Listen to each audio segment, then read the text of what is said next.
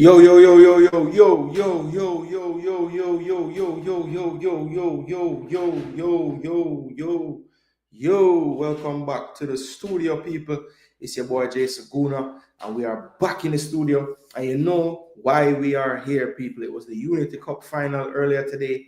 Jamaica, Reggae Boyz taking on the Nigeria Super Eagles, people. And we do predictions here a lot. My prediction was 2-2 with a Jamaica penalty win. We were oh so close to my prediction coming through, people.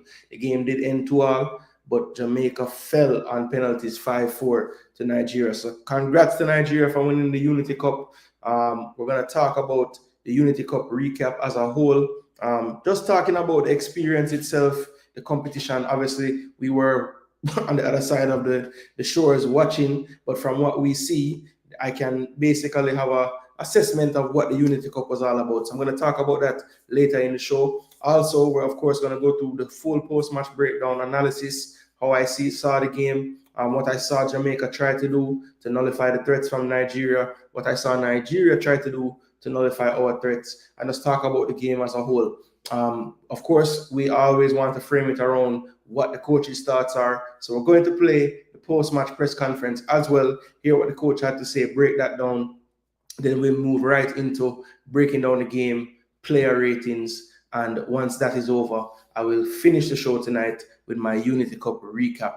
All right, people. So basically, this show is going to be fully interactive like it always is here at Jason Gooner TV. And when I say that, I mean I always highlight my comment section. So people, any thoughts you have, anything you want to interject on what I am saying, please feel free, drop it in the comment section. Of course, you know, this is a YouTube platform. So on YouTube, one of the things that you have to do for Jason Gooner is like the video. Of course, you can also share the content as well.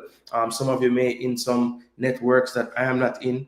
Please share the content. If you know people love football, love the Reggae Boyz, love sports in general, just share the content. Let more people know that we are here. The more the merrier. Sweeter the conversation. Yes. And of course, if you're brand new to the channel, never been here before, never seen this face before, never seen the channel before, please drop a subscription as well. You will not be disappointed. If you love football, you will definitely enjoy what you see on this channel. All right. One, big up yourself. Long time supporter in the building. Massive respect, bro. It must be early hours on your side of the world. So big up. Glad to see you in the building, bro. Coach, big up yourself, you know. Yeah, man, Jamaica put up a fight today, brother, but it was not quite enough, you know. Have the game playing in the background here. So I'm looking at that. People, if I ever, well, I'm here late because I gave some time to my Knicks. They just lost the series to the Pacers. Big up to the Knicks, well tried. I think the better team did win, so it goes sometimes, you know. The better team usually, unless you get really lucky, they're going to win in the long run. And that's one thing about basketball. I mean, it's a series, so you can get lucky a few games, but over the course of a series, the better team usually is going to win. So big ups to Indiana. Well won. I think they deserve it, but yeah, that's the last time I'm speaking on that for today. All right, big up to the Knicks though. Went further than I thought they would go, if I'm being honest. So hey, it was a brought up. One said, best time I ever had watching a football match in a stadium today. Vibe was great, crowd was brilliant, team was good at one side of the game and close to useless at the other side, in my opinion. But I had fun. Yeah, that's one thing, you know, if you're watching the game, not in the stadium, and you could really break down the game, you'd probably be more upset, but you're right. When you're in the stadium and you're in the atmosphere, you don't really find yourself analyzing the game as much. You're just kind of in the vibes of the game, right? But yeah, there's a lot to discuss as far as what you were talking about in this comment for sure. Bless up Joseph Brown, Bounty Killer, One Warlord in the building. Big up yourself, brother. Bless up Rob Smith in the building as well.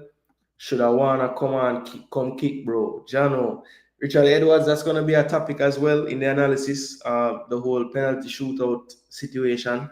I have some thoughts on that, which we will discuss. So stick around, bro. We're going to definitely chop up all of that. Yeah, man. As everybody, I big up them one another. I'll let the place kind of, let the word spread that Jason Gooner is live, so people can start to roll into the building. But in the meantime, what I'm going to do is just play the audio from the press conference earlier today. What I'll probably do as well, I'm going to probably, I saw some clips around of the highlights, nice and, done up. So we're going to put that on screen and just look at the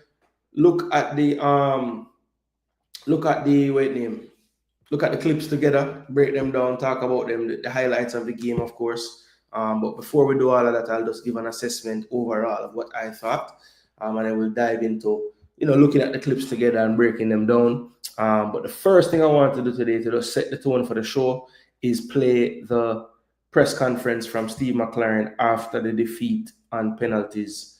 Let me just cue that up and pull it up here, and I will play it for you guys. I'll pause if need be, discuss answers, but we'll just listen to it for now and see what we think. All right.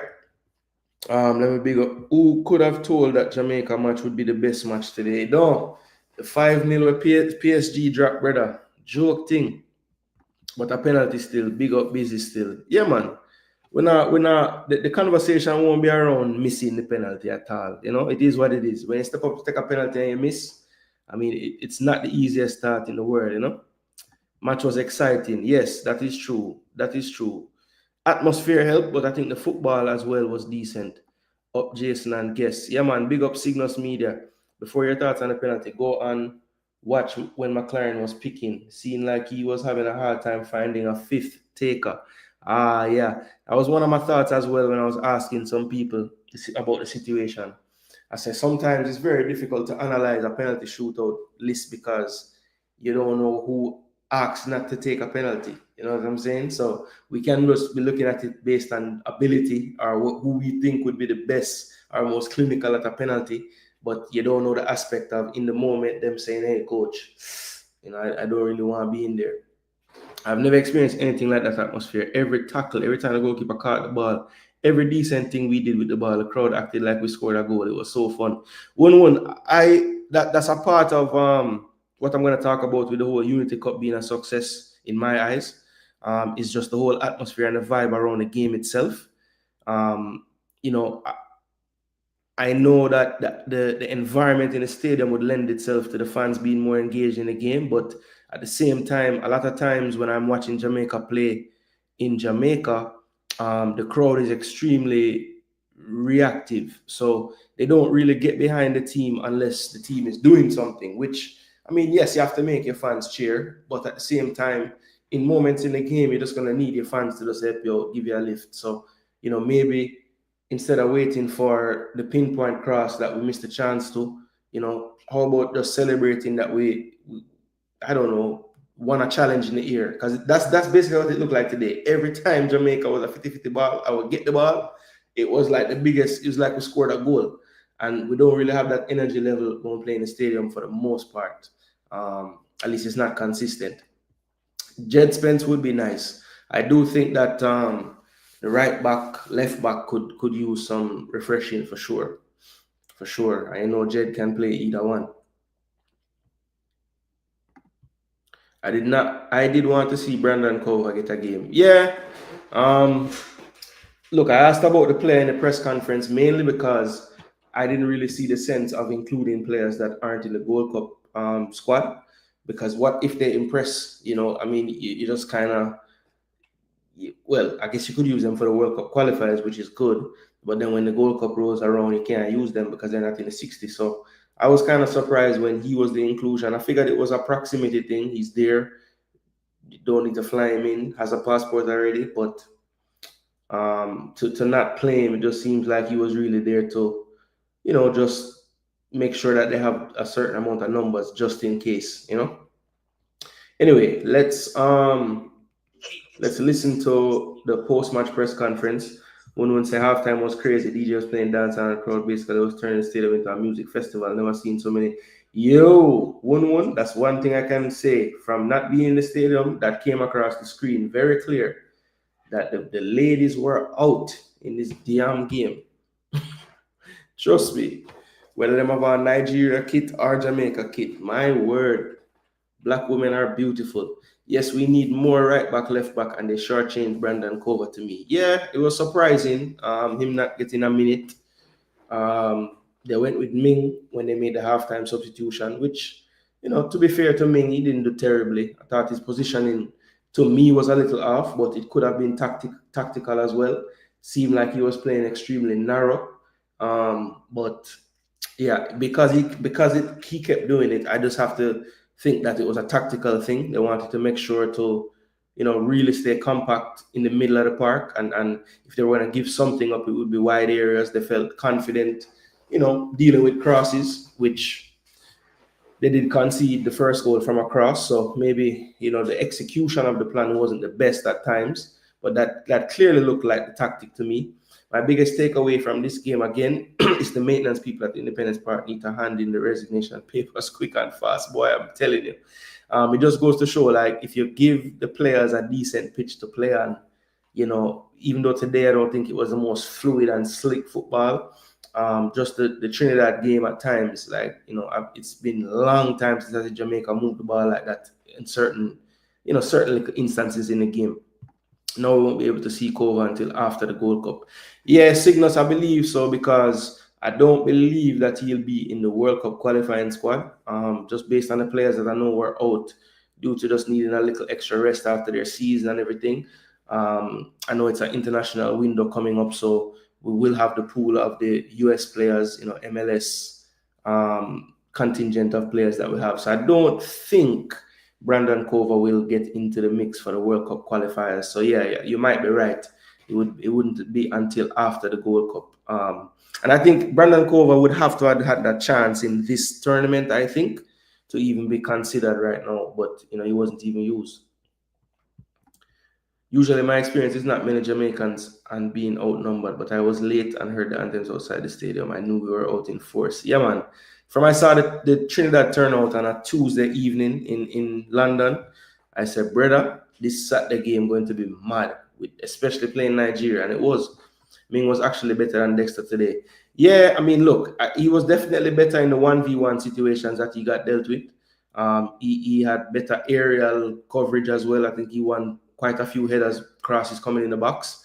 Again, it was just positionally for me. But just based on the fact that it kept happening, I can only assume that he was supposed to be playing a little closer to King centrally on the back line. Jason, love the energy, although we lost. Hopefully, if Shu was on the other foot, it would be the same. Talking about the miss pen. Yeah. Ivan Tony, sorry, him play for England when you see him in the stands. Yeah, man, you could see him there vibe, man. And even if I never hear him say it, I know when him go home tonight, him probably talk to him family and say, John Star, I wish I was on the field with that team today or playing with that team at some point. Hopefully, since Leicester got relegated, he will be called back from loan and get more game time. Yeah, I think for Kova, it's going to be a very interesting season, right? Because if he can get back into the mix at Leicester, they'll have some player movement with them dropping down. So it might open up some opportunities for him. So, yeah, we'll have to watch what happens with him. If not, hopefully he can secure a loan. Last year it was League 2 level. Hopefully he can jump up to the League 1 level this time, Coach should have never picked Atkinson for no penalty. Well, Apache, we're going to talk about that up, Jason, next up World Cup qualifier versus BVI. That is it, Adam. June the 7th, away from home. We got to see BVI play in a friendly against St. Vincent. I didn't see all the game, but I watched a good chunk of it. And BVI had them down 1-0 for a long stretch of the game. And then St. Vincent got a goal in the second half late to equalize the game. But 1-1 with St. Vincent. We had the same result with them in that stadium as well. So, yeah, let's see how it goes. A lot of people just saying we're going to bag them up multiple goals. I would love for that to happen, but we just need to apply ourselves the right and proper way and don't take it light. Bless up Father Bling Wagwan. We don't say black women are the best. The Jamaican girls in my section were so beautiful. Any kind of black woman you like, there's a lot of them. My section wasn't on the camera, but it was the best. One of them you see, Trust me, it could have been a next section too, you never know still. But I feel it. When it's your section, you have to rep it. But I don't disagree. I mean, every time the camera went in the crowd, it wasn't no bad looking women I was seeing. Bless up truth. Tycoon, up full, my brother. Boy, PSG deal with Inter like some baby. Tony and Ethan should tell Rico Henry to roll out for us. Yeah, might be some traction on that today. Yes, just might be some traction on that one today. To be honest, might hear some good news down the road. Fully at truth, at truth. That's another left back right there. Up father bling says truth, at truth. Yeah, man, proud. We're proud today, Sheridan. That's the key word. I was on JD show earlier. Big up JD. Had a nice long stream today, and big up Jamaica Gooner as well was on the stream. And in my final thoughts, I just said, look, the word that comes to mind first and foremost is pride, because just the showing of the team, just the fight they put in every time they went down, bouncing back, pegging them back again, holding up to some of the pressure that were under at times. Yeah, man, I just felt that immense pride today. I thought the team really showed up, to which was all the fans really deserved. I mean, the turnout for this competition was excellent by the Jamaica diaspora fans. So I want to big them up every time. Never like when Brown and Dixon play and them later the camp jet lag and busy not 100%, and them take penalty too, and Cover not get a game. It's a setup for sell players. Never like that. So Jay Basco is not, him not take no talk. Him say it's a setup thing. Well, Jay Basco, that's how you feel, bro.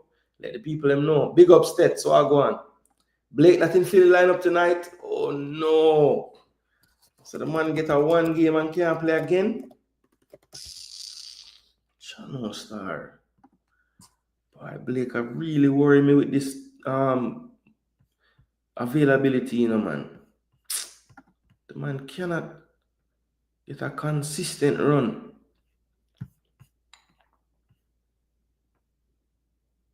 I'm drawing it all. Rick again. So what the hell happened now, man? Man just played last week. Not even last week, earlier this week. Well, that was Wednesday, right? Oh, man.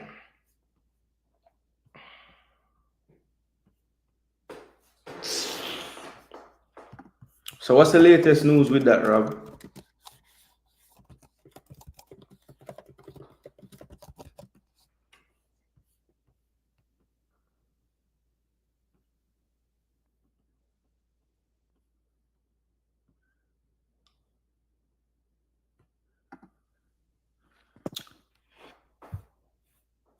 Andre Blake is back in the net, but not for long. He'll likely be gone for all of June. Blake finally returned to game action, missing 6 games. Which plays World Cup qualifiers June 7 and 10. Then it's on to the Gold Cup.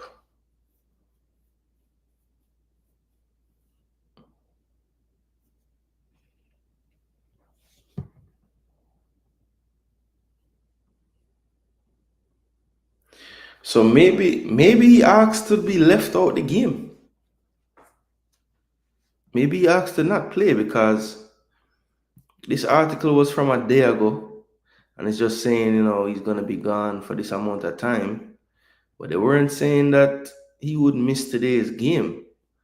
So I wonder if he just asked to. I don't know.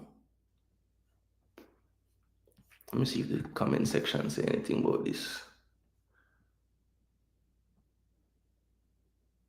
Yeah, I'm hoping he just asked to be out, because I don't see anything on the injury report at all. There's a lot of people that don't even watch football but love Jamaica. I could tell by the reactions to things. When Chukwueze was an argument, every man in my section shouted. Yeah, bro. Yeah, bro. Sometimes when it's an event like this, man, you get all kind of fans. Yes, the diaspora show up and show out. Big up, Eagle. What go on, bro? Blessings, my G. Blessings. People, make sure not smash up the like button. I see the people them are rolling, which is nice. Hopefully the likes can be close to the amount of people in here. But way off, people. Come on. Tap up the like button, people. Tap up the like button. Tap up the like button. Tap up the like button. Tap up the like button, people. Rico Henry forward, just please. Hey, man, I say nothing. We might be in for something. We held our own today, unlike TNT. Yeah, for real. TNT just kind of topple. Well, them get topple. The fans overseas are way better than local fans. Jaja. Well, your name truth or truth. There looks to be some truth in that. Jason, the Jamaicans in the USA need to take a page out of the UK supporters book. Facts. Facts, because I'm sure say all the people them today that came on Tuesday are not all from London. So them make them little movements and but me can't talk still. Cause me no really travel with the team when them forward the USA, but hopefully the people them overs that mans have kids and kids have activities and yeah, I can't just uproot myself from what I go on in my family life, you know. I'm sure I'd say like give me another 2 World Cup cycles, then I'll be able to like just travel with the damn team everywhere. Cause I won't have my kids holding me back. Trinidad only has strength for Jamaica. Local fans cost the players too much and they hardly encourage the player. They say a sell player thing. Bless up Juras, bless up Juras. Juras now have a team people, but he's like he just waits for other people that he knows teams to lose so he can troll them. It's no way to live, but hey, I saw Drew decide to live. We were compact, organized, and worked very hard. Team put in a shift. With the ball, in my opinion, we were shit. Cephas was great. Dixon did good things, but most players were absent when we had it. In my opinion, yeah. Look, one. I sometimes I believe that it's a hiding thing, but I just feel like Nigeria was set up really well to stop us from playing short. You know, like there just weren't the options there. You know, I mean, maybe I was missing something, but it looked like they wanted to try to play, and they would make a couple passes and realize, damn, we don't have no time. Just did really wanted to see over him. Should I get a game? Yeah, I was surprised him never get no game. So thanks for the report, Eagle Republic. Guatemala played a friendly tonight against El Salvador. That game ended 1-1. Know yourself up full. And next namesake again. Big up yourself. Busy and Brown don't affect Cover game. No, they don't. I don't think Cover would play anywhere they would play. Yeah, well, truth or truth, I hope you're right, brother. Yeah, man, hope it's rest. Toughy Rudy, up full my G. Big up Elder. Blake can miss our first match if he's not fit. Truth or truth, you see? A them thing I'm not like. Truth or truth. Every time we go for play a team, we always say who no need for play because we are play a certain team. Get out of that mindset, man. Play with best team if them fit. Every time. Beat up team. Goal difference, confidence. Think about everything. Don't just pick a team that yeah man, this team supposed to can win. No man. If Blake good, put him in a damn goal against everybody. Bless up float. Yeah, man, respect for the check-in. Like the video, the goalkeeper is very poor in my opinion. He was doing belly flaps on the penalties, and I think should have saved the Chukwueze goal. He's not good enough in my opinion. Well, 1-1, I was calling for a goalkeeper change after the first game, and I thought keep the outfield the same, but make a goalkeeper change. Let's see Chambers. Let's see if Tapa was right in making the switch at the end of the season, But apparently, Davis prove himself in a training and keep the work. But why? I don't know. 2-2 PK. Yeah, man, RR. You and I had the same thing. I think I did see Marlon as well earlier today. Marlon Nelson, big up. We did see up on JD stream, said 2-all as well. So, yeah, man, few already get the score right. Blessings to you, Michael Garden. Hope all is well. Hope all is well. Sylvester Whittingham, big up. JFF Live lost in the marketing department. They miss a big opportunity, not thinking smart. Tycoon, listen me, man. This Max TV Ghana that showed the game is like 100K, me see. Well, not that many. I think they had like 80 something K live watching the damn game. And I'm thinking, they're not charging. I didn't even need to subscribe, which I did subscribe because I thought it was the right thing to do. But I'm just saying, like, views is money as well, I mean, yes, the membership money is nice because it's a bigger cut each time. But imagine if they were getting those views, that 8,600K views from around the world, the watch ads revenue looking lovely. I don't know, man. They've decided to go with this model. And they said they crunched the numbers, and that's why they did it. But boy, I think it's a bit of nearsightedness, to be honest. It's just they want the money in hand quickly when you could have, yeah. So me see it still. But just look at the numbers, people. I mean, I can't look at it. But anybody that have access to the numbers and the lives, just compare any of the games that JFF Live showed and put it with the Max TV Ghana people that were showing it free. And you tell me the difference. Tycoon, don't you realize the JFF marketing team and business with advertising in Jamaica only? Yeah, they say it's only yard, no abroad. England small. That's another good point. Like every time Jamaica play Texas and all these places from Georgia, it's not the easiest trip. One blessings where you been. One debout, man. Pinnock by accident told us they were working on Rico papers when he was injured. That's true, he did.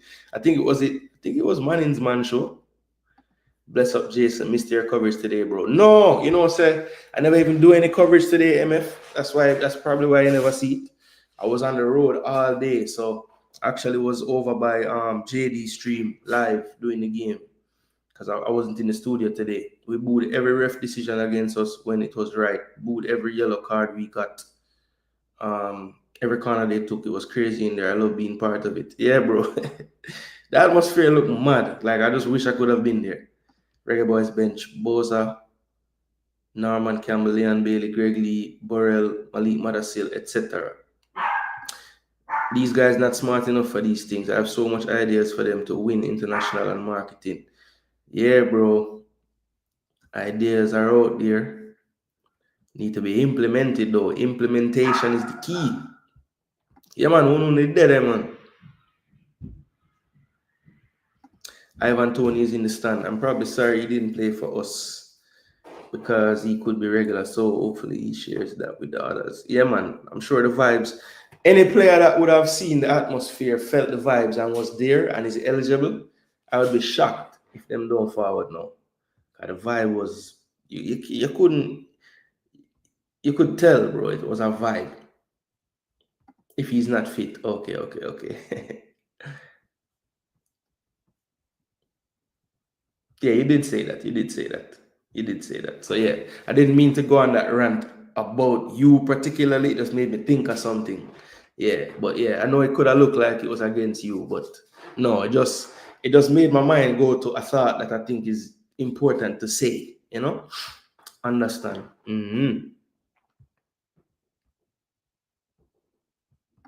Curry Goat match are worth it for recruitment and team building plans. We have more loyal fans there in London. Yeah, man, Davis is poor. I think it was a business decision and it cost us the game because why Busy was in the first 5-man penalty taker. Yes, headache for the coach, which is great. The keepers I saw training the videos JFF uploaded looked like they just finished eating some cartwheel dumplings. Yeah, bro. Somebody was telling me that like Shakwani is in shape, and I was like, well, JFF just need to get him a bigger jersey then, because he don't look in shape based on the jersey. Yeah, man, JFF live short-sighted, bro. I said that from when they said it was $9.99. I was like, bro, why are you not doing that? Just make it like, if you don't want membership only, make it like $1.99, bro. Then they want to tell me, say, oh, it can't go no lower than that. I'm like, all right, well, you can price out people. People, it's a streaming world we're living in, people. So if you give people an option, or if you give people a paid option to watch something and they know they can watch it the next way, I don't care. And it was good marketing on the part of JFF Live to make it about like diehard fans would do it, because yeah, that pull at your heartstrings, like, I need to support, which is great. But I feel like they would have gotten so much more if them just say, yo, lower it, or just don't make it like that and just get traffic to your channel by putting the games on your channel. Best time I ever had at a football match. Yeah, man, he said that already, telling somebody else. No.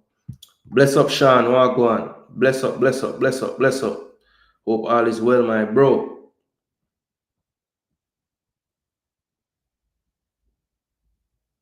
Yeah, man. Ghana Max TV, man. Big them up, man. Or Max Ghana TV, whatever the name. They said the Ghana feed was a bit choppy at times. Well, I'll take Choppy, you know. People will live with Choppy and don't cost you, you know. If you just if the entry fee is a click, is when you pay and it choppy, then heads need to get chopped off. Yeah, man. Max TV, brother. That's what they call growth in one Unity Cup weekend. My word. People in Jamaica can't even get jet. That's it. That's it. That's it. That's it. So the man them in Jamaica want to watch the game, would have paid the money but can't. And there's no way for them to watch it through JFF and get that traffic. Stupid. Well, it's clear that the $10 is marketed to the diaspora. Of course, Jamaica, they can't super chat, they can't buy memberships. So it could never have been for Jamaica, or when I say for Jamaica, for those on the island of Jamaica, which is strange. Like, why would you have your YouTube channel not be really accessible to the people in Jamaica? It don't make any sense.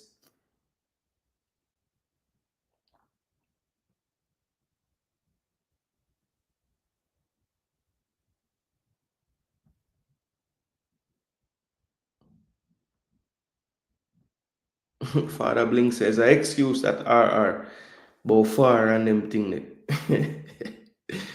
Cool, Father Blink. Nobody beat you up. Most of the seats were taken, some empty areas, but attendance made me happy. The girls fam, so many beautiful black women, tents everywhere in my section. Channel 1-1, send on the photos. Oh, that's awesome, bro.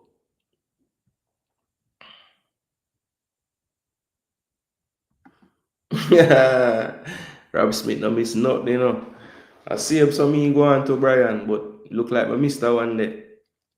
But just click and drop a like quick and fast. It was amazing. The experience was one I've never had watching football.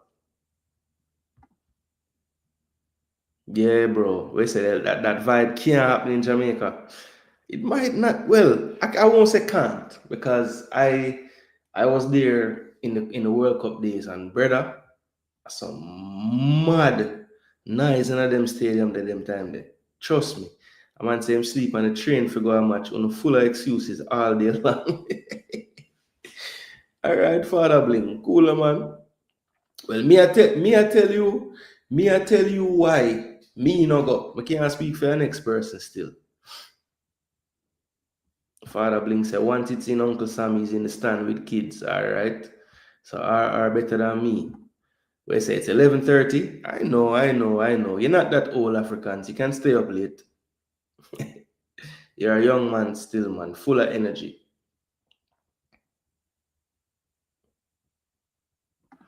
No, I won't be picking any 24s today, to be honest. No, I won't be doing that.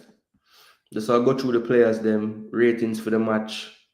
Talk about winners and losers for the tournament in terms of players. Talk about the coaching staff, some things we saw from them. Yeah, so people love the engagement in the comment section. Can't really get through all of them. No disrespect to anybody in the building, but people, let's go. Let's get the show. Yeah, man. I think they got up to 80 something at one point. It was a mad thing.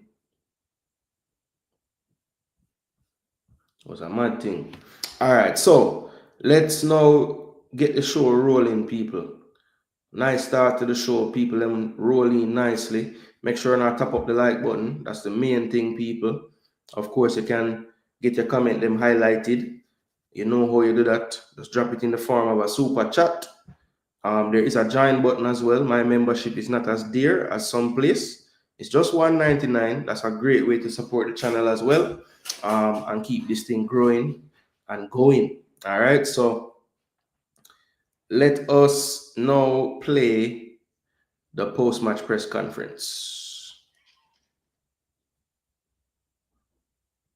Steve McLaren.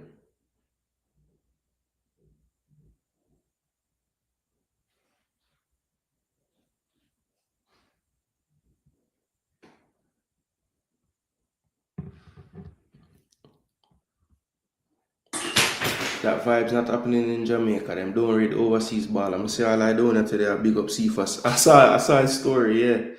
And I wonder which one of them are gonna say good finish youth or something. The man did not even mention the finish, brother. And that's the thing when people say, "Yo, we can only really, um, resonate to the ones we know." One them from a community and them thing. And I'm like, damn, I can resonate to you from your Avanda shirt and I play, but that's just me. Last couple of games we have getting a good crowd in the stadium. Yeah, it has improved, but now we want to see the crowd that's in there actually move like some fans, and don't just sit down and wait for cuss clot. My section was the best, wasn't even on camera. Beautiful Jamaican woman. Woo. Yo, where the photos them there, bro? Yeah, man, make them know truth or truth. Where's the world squad?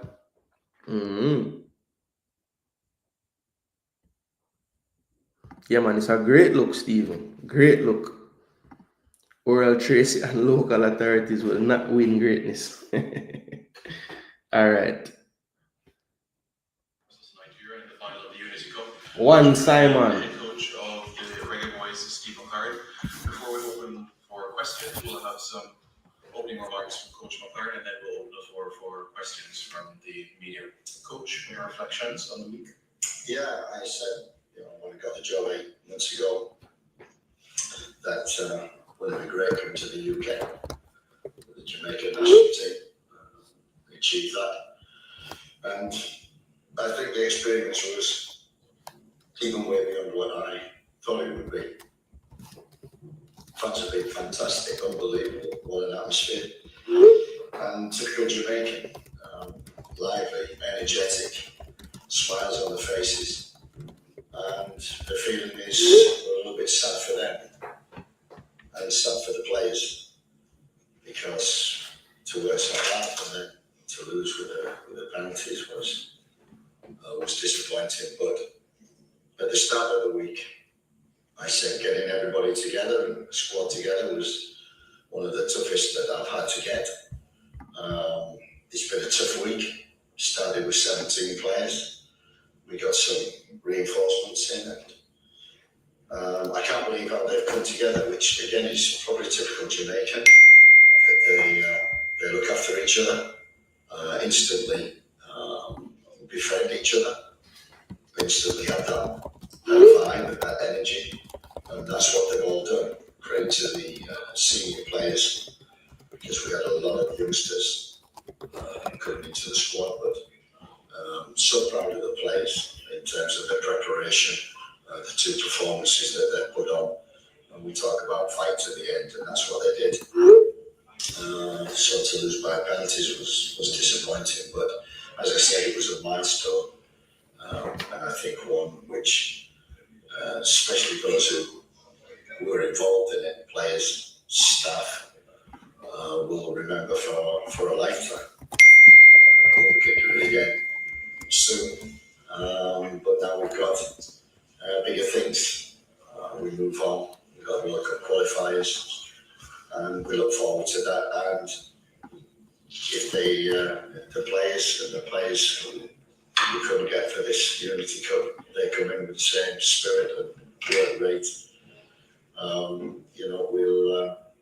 we'll certainly get the results that we need to get. Thanks, Coach. So we can now start with questions. Sanjay, do you want to kick us off? Sanjay Air from Jamaica Sports. Coach, congratulations on an amazing tournament. The team really looked well, very organized in defense and in transition. What can you take away from this tournament this past week to better prepare you for the World Cup qualifiers coming up and the Gold Cup? I think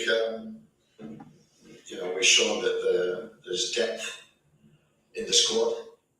That we've been searching for a long time for players coming in. So we've got that, and hopefully we'll have more players coming in. But they've joined in, like Mothersill.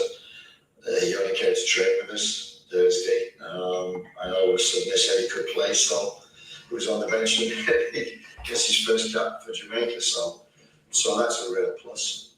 I think also since January I think we've the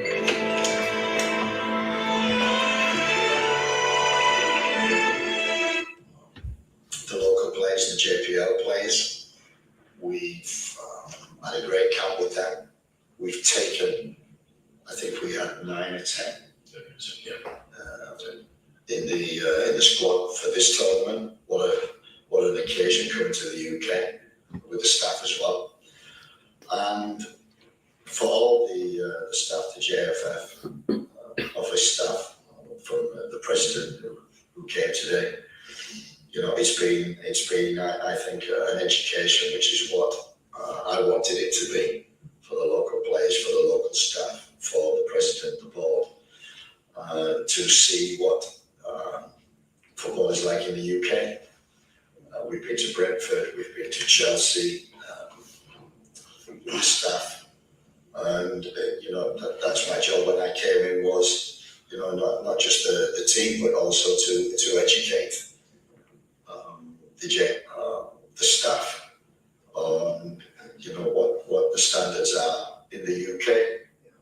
They've seen it for themselves. They've seen the amount of detail and work that goes into the games and training and everything. That this can only be a benefit. It's been a great exercise. I was a little wary at the beginning, but as the weeks come on, good result against Trinidad and a good performance, gritty performance. I'm pleased, and you know, we've got to look at the World Cup qualifiers, and people will be able to come in. And now I've got a headache because so many people impressed me this week, so I'm delighted by that. Yeah, so just want to pause it right there, because he said some things just now that I want to touch on. So he said that it was a good educational experience for like the local contingent, whether it being players, the local staff. I wish they had space to take the local grounds crew to Brentford as well, so they could get some pointers on how to get our field.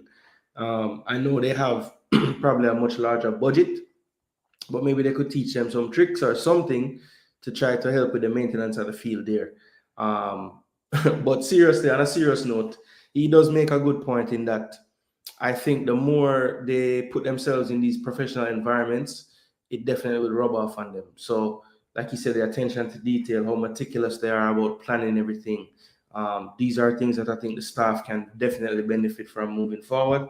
You know, it's just another chance to deal with timelines and press conference, pre-match, post-match, training, setting up, breaking down, getting prepared for the start of the game. You know, all these things. It's so good to continue to replicate whatever game day looks like. So 2 more opportunities to do that again can't be a bad thing. So I agree there in the sense that, you know, while at first I was kind of skeptical about him playing this tournament based on the busy schedule, but I can see the value in it after now seeing it happen, because I do think that, for one, certain players in the team probably needed to get some games in their legs after their seasons ended early in May, right? So just for pure fitness reasons, I think it was good. And the next reason would be, you know, getting to see players for the first time, and it's not a World Cup qualifier, right? So the likes of Burrell, Mudassil, even though he played, you know, just a bit in the second game, you know, it's good that they're not making their debuts in a full World Cup qualifier match, I think, right? So, hold on 1 second, let me take this.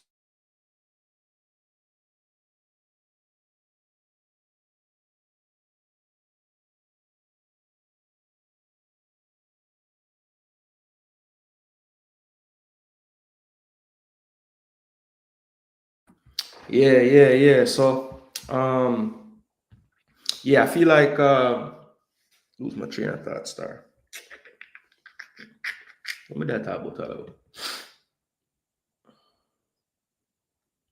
Experience, players, fitness, yeah, getting fitness back, and also not making debuts in World Cup qualifiers. Yeah, so that was the point I was just making. Just glad that certain players got to make debuts in, you know, obviously a game with great atmosphere, so you still felt the pressure of an international match, but it's not the World Cup qualifiers, right? As your first appearance. Coach, I was going to go go there. Actually, I was gonna say like that makes it a little bit harder now, right? Coming out of this tournament, some of the young guys step up. Some of the JPL guys are really sure that they can play on an international stage, especially with the short turnaround that we had this week. So now going to BBI and right back to Jamaica for Guatemala, now you kind of have some decisions to make that might be tough and challenging, but it's still a good problem to have. Like, how do you give us like, your thoughts in this whole week and going to the next step with the roster? Yeah, well, you've been with us all week. You've seen us grow and come together as a team. Sometimes that's difficult for the Jamaican players. They've got it inside them to bond very quickly. And that was the key thing, to be organised, to be disciplined, to show fight and enough quality to win the game on Tuesday and nearly win today. I need gas money, but I don't get paid till next week. What should I do? Don't even stress about it. Just download the Earn It app to get paid early. Get up to $100 a day with no interest or credit check. Download Earn It.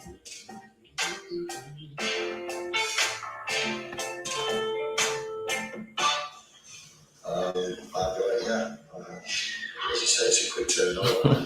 Go flying to Jamaica and have to pick the squad tonight. Yeah, tell her. And it's difficult because we've got 5 or 6 coming in, and I've got to pick some from this camp. But it's a nice thing to have. And I think if we didn't give the JPL players a chance, there would be experience in this. For me, that's the most important. We're trying to improve Jamaican football, not just globally and not just in the UK, but on the island too. Yeah. Any further questions? Yeah, Coach, I would like to highlight Ronaldo Cephas.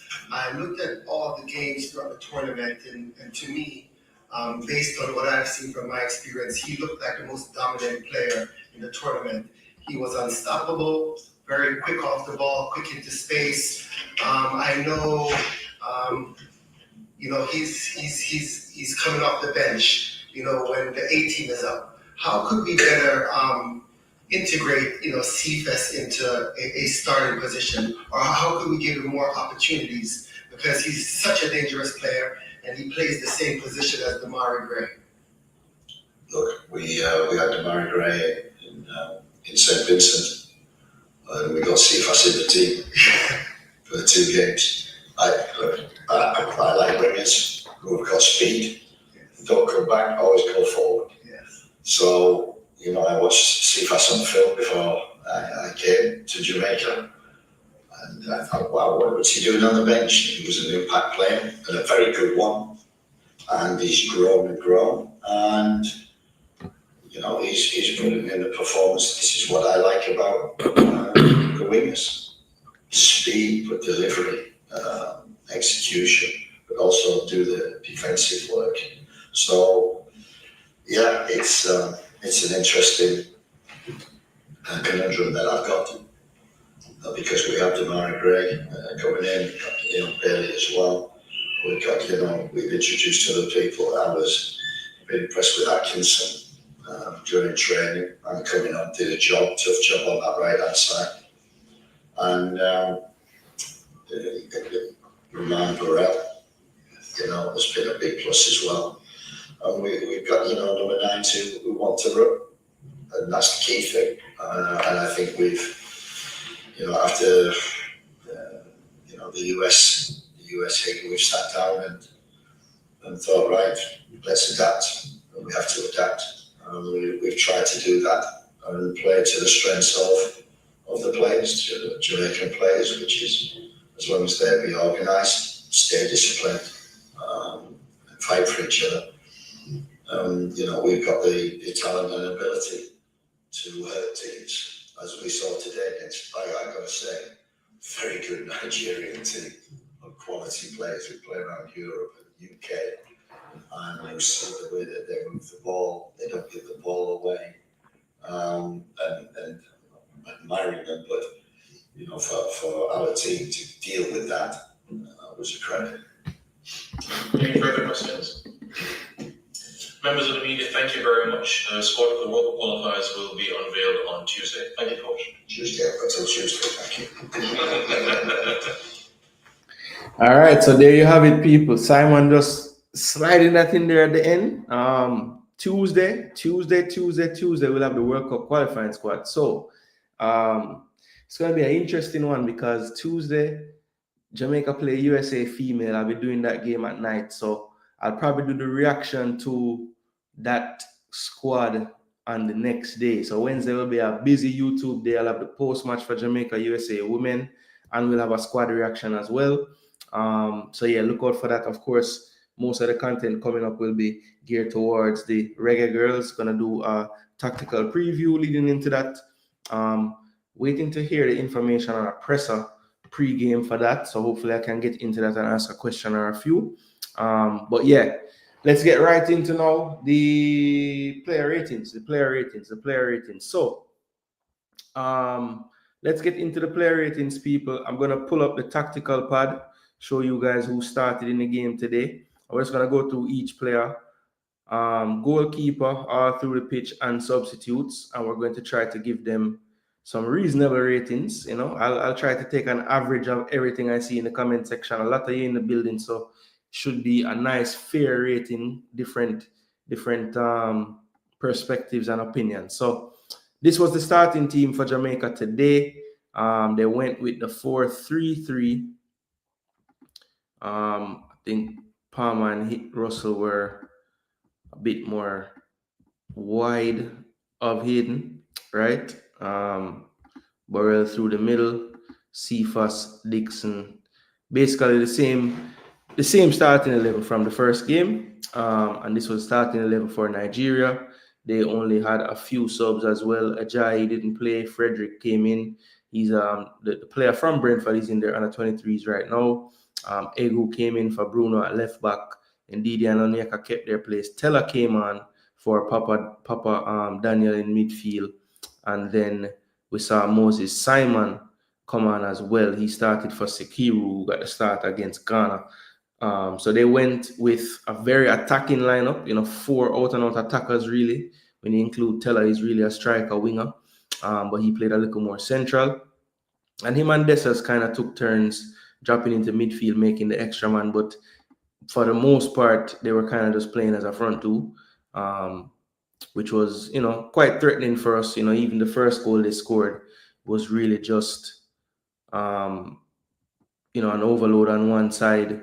Dessa's kind of pulling out to the right side with Chukwueze hugging the touchline, and you could see that they definitely had a plan to hurt us over the top. And if that didn't work, they just basically fed their wingers, and they're just very difficult to deal with, especially when you factor in Sadiq overlapping around Chukwueze and Agu and Simon playing overloading on this left side and our right side. So let's just go through the player ratings first, and then I'll kind of just give a synopsis of the game and everything, right? So starting off in goal, people. So first, the player that I actually wanted to see subbed off, and that was Shaquan Davis. Now, Shaquan Davis, let's be fair to Shaquan Davis, people. I'm going to look at the statistics, right?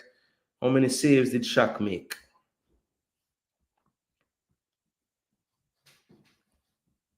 So it looks like Shaq made 3 saves in the game, conceded 2. But for me, I just don't feel secure enough. I don't know. That's probably the best word to use. I don't have this sense of security with him in the back. The distribution wasn't up to par. To me, he looks heavy. It just doesn't look agile enough for this level, to be honest. It was a good shot by Chukwueze for that second goal, but I one think he could have done better. I mean, where that ball passed him, you'd think he'd at least get a hand to it, but I think it might have just went under his hand.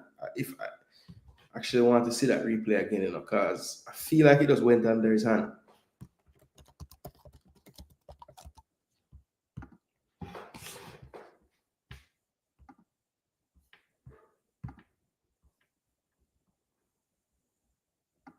Yeah, big ups to Ricardo Media House. See him chop up the highlights. Yeah, it was such a slow reaction on the goal, man. Cephas the only one trying to tackle. Look at that. All right, so we'll have some scores on the board. Michael Gordon says Shakwan 6. Hands are not safe. Man dropped the ball too much. Yeah, every save is like a parry, and then it was well hit. It was well hit, Rob. Know yourself said 5. Shakwan 4. 5. 5 says Africans. I didn't know it was him. I thought a man from the Jamaican midget team turned up and slid through. We were talking about. Oh yeah, how small Busy is. Yeah, he's tiny. He's a tiny person. It went under his hand. That's what I thought. I thought because at first, like in real time, I was like, what a shot right in the corner. But then I saw it and I'm like, I didn't really go in the corner though. So yeah, it just seemed like his quickness wasn't there. 4, really poor on the penalties. You could see which way he was going to dive. That's true, Zaba. You're the first one to reference the penalties. I mean, does he get the ratings? Like, you have to include the penalty shootout performance, right? I mean, it's one thing to not save any, but boy, was he even close to stopping any of those? I don't remember him diving to the right side. His reaction was slow. Yeah, I thought it was on the shot. 5.5, he was better than the other day. Yeah, I guess you could say he was better on this day, yes. Because he faced more shots, and I mean, it was basically the same amount of goals he conceded. But yeah, I do think he was a little bit better today though, compared to the last day. Which, boy, that for sure. Because today he wasn't good. One said 4, Father Blink said 4.5. Yeah, that goal, if it's on target, scores for sure. Yeah, let me see what I'm going with busy. 4.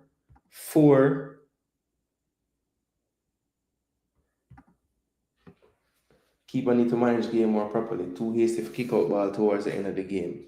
Good point there, Jagarns. Let's see that from there. In that case, 3.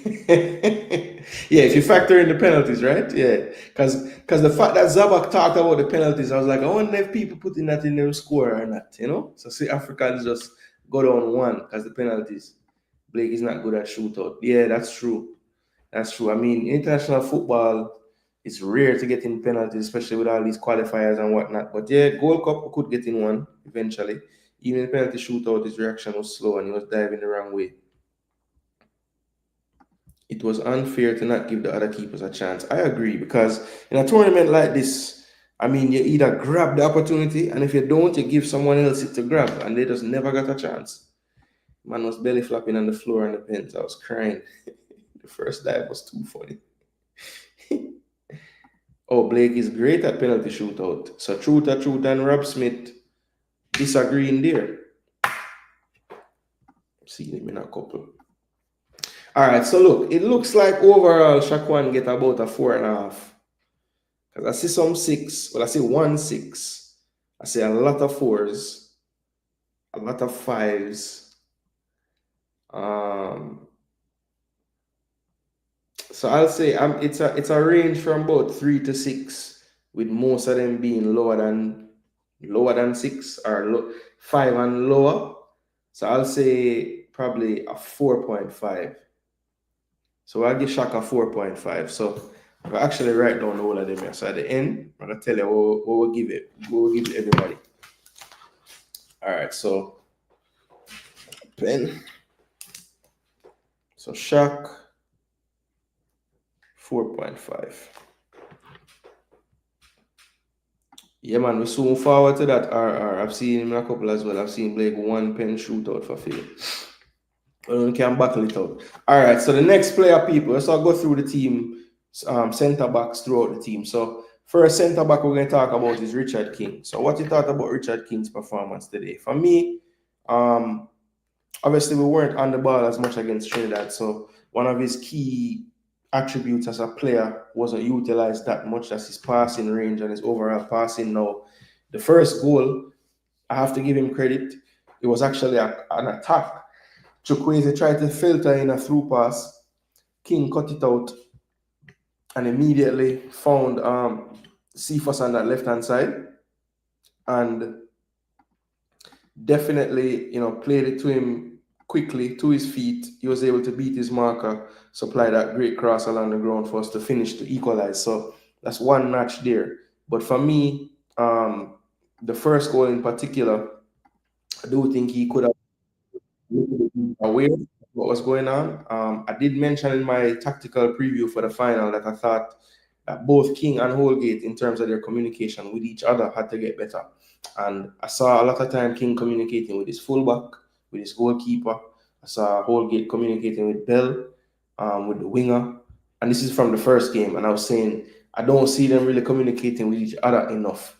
And a lot of times you saw when we got into trouble against Trinidad, you can literally, you can't, they say when your back four is defending, you want to be able to kind of like put an imaginary, some kind of connection between them. You drop a blanket and it catch everybody.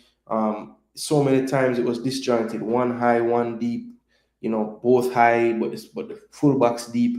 So just that them being linked with each other in their movement and how they defend. I thought we were lacking that. And today, the first goal was huge evidence of that because, really and truly, the first mistake was no pressure on the ball. So Ndidi's on the ball.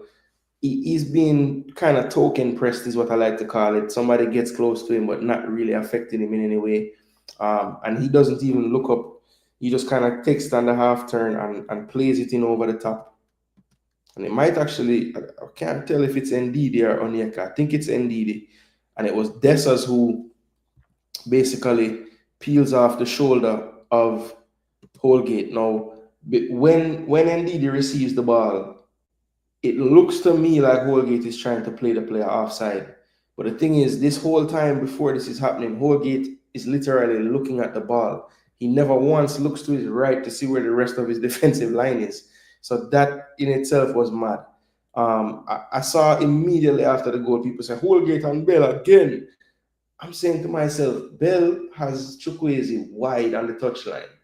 So he can't tuck in anymore. He's in a good defensive spot where he is. To me, it's on Holgate for not being more aware of the rest of his line. And also Richard King, because Richard King is, I don't know, a good 3-4 yards behind Holgate on the line. And he actually, he's looking towards the ball, which is kind of looking half in the direction of where the rest of his line is.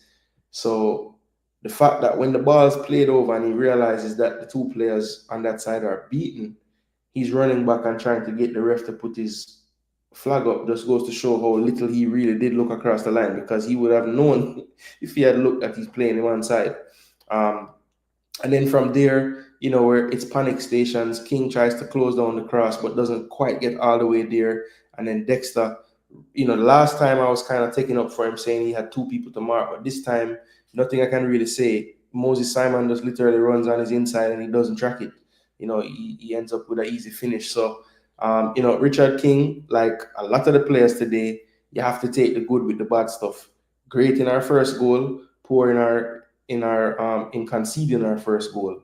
But I think, today it was a tough test, and we said we wanted to see him get tested. I can't say he got through the test and failed. I think he passed, but I think he just passed. I can't say he really like stood out for me today in any way. Again, it just remains to be seen for me when the team is all together. Does King actually hold his starting place? That's going to be a tough decision for the coach, I think, because I do believe that there's other players in this pool that potentially could play over him right now. So let's see. But people, what do you guys think of his performance today? I think for me, Richard King gets about a 6. I probably give him a 6 today. I thought he did some good things, did some poor things. I still feel like just his overall awareness of the line itself is one of his biggest faults and flaws. So hopefully, he'll be with the national team probably throughout the whole month of June. My advice to you, Mr. King, sitting on the analytic sessions, do extra time with the film work, because I think natural attribute wise, you're really close. You're there. I mean, a lot of the things you do naturally are good things. I just feel like it's that extra level that the cerebral side of the game now, like communication, when to communicate, who is most important to communicate with in each specific instance on the pitch. Those are the little things that I think you can improve on a lot, and you'll see your game improve as well. So, people, Richard King for me gets his jersey number today at 6. So I don't know what you guys think, but let's take a look and see. Rob Smith said King get a 6.5. Apache said hope Cephas get a big contract. That would be nice for him and for Jamaica. All I can say without Cephas would come in like a joke. Why Leng didn't get called up the Cavaliers CB? Because we typically don't pick the right people. So yeah, I don't know how Stephen Young made it over Leng or even Fitzroy Cummings from Mount Pleasant. Nobody can explain that to me. Don't you think Holgate should take on that role? Yeah, absolutely. Of the two of them, absolutely. But the thing is, like,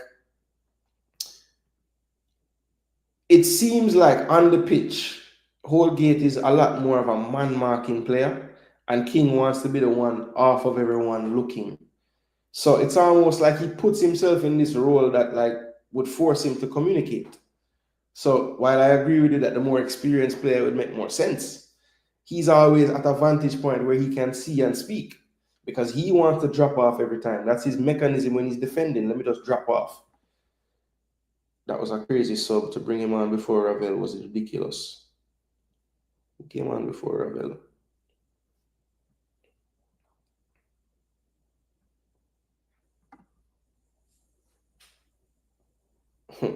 Rob Smith, the man, go for his stats, brother. King sell the goal. Yes, King did play him on side, and if you really noticed too, it was both of them on that right side because I think Dexter would have even kept him on side too. King destroyed the line on the first goal. He always does that. Yeah, they were beating me saying I shouldn't blame him for one of the goals against Trinidad, and I'm like, bro, I'm not saying I know everything, but on this play, I'm not wrong. I'm sorry.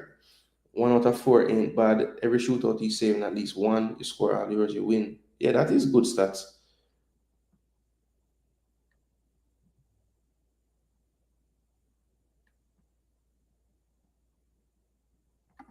Yeah, I agree. You still have Low ahead of him. I do too. I think people get upset when I say that because they're like, yo, always a cuss Low, but bro, I mean, if I stop cussing, that means we don't like him again, man.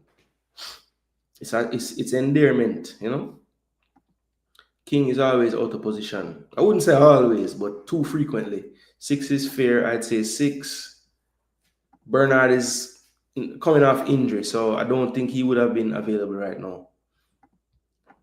King was good, but has to lose a mark for playing a man on side. He has to work on concentrating and awareness of where the yes. Agreed, 1-1. I don't know if you typed that before I said it, but I feel the same about that. Yeah, he tore up his knee during the season. Had to get it surgery done. 6 fair. Yeah. We don't get to Dixon yet, but yeah, I think Dixon did was at fault. Losing the ball in that area was tough, So it looks like 6 is the order of the day. I see a couple of 6.5s. If you check Brennan Cover heat map, okay, talking about Cover. Yeah, man. And that's the thing, people might watch this and say, yo, you're just a beat King. But brother, if you don't hear that constructive criticism when we just get a man, then I just don't want to hear it because he could have never listened to that and say me I beat him. Never. And if he was to get beaten, I would just beat him. But I'm saying I don't think he deserves a beating. But yeah, he need to improve for sure. All right, so it looked like 6 is a good average. 3 defenders around the goal scorer of the second Nigeria goal. Yes, they were all. It was like the only thing they were missing was the little the matador thing, like the little, them just need some of them there to just say yes that way. They were like ushers in church or runway,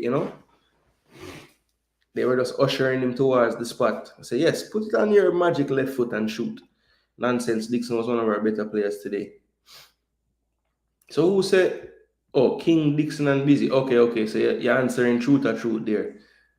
King, Dixon, and Busy cost us the game. King, Dixon, and Busy.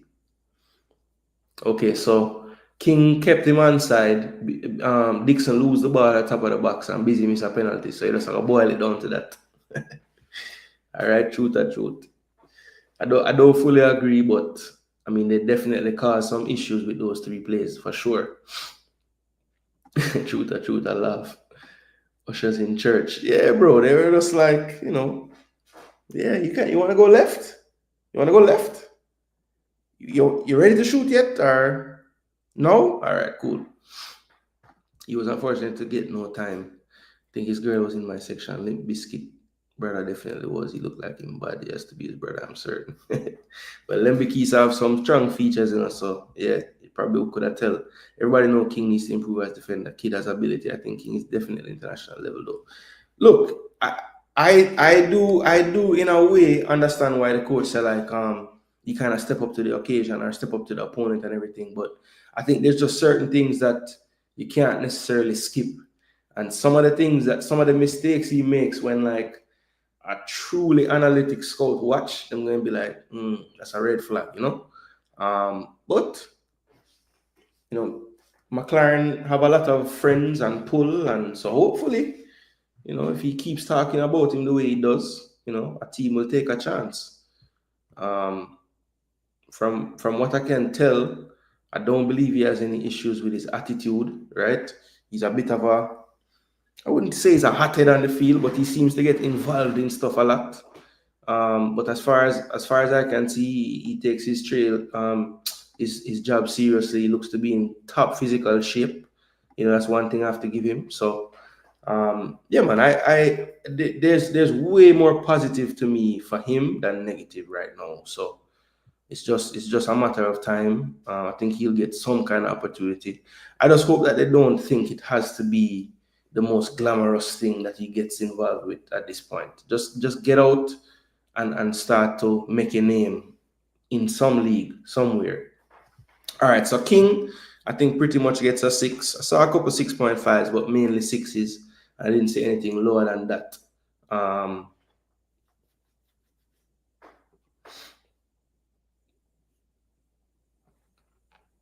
right, so let's move to Mason Holgate. So Mason Holgate, what did you guys think of his performance today?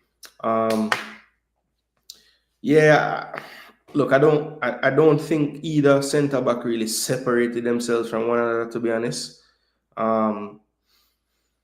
We didn't really have the ability to play through Nigeria today at any point. So I can't really give them marks for like passing out the back or anything like that. I thought aerially both center backs were very challenged today by the likes of Dessas, Tolu when he came on, runners from deep entering the box. They seemed to win a lot of the headers that came across. I guess maybe because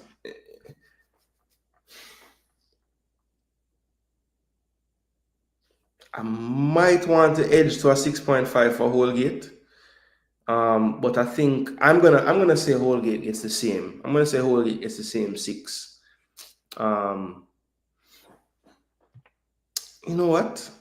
I'm gonna say 6.5 for Holgate. I'm gonna say 6.5 for Holgate, honestly. Father Blink says 6.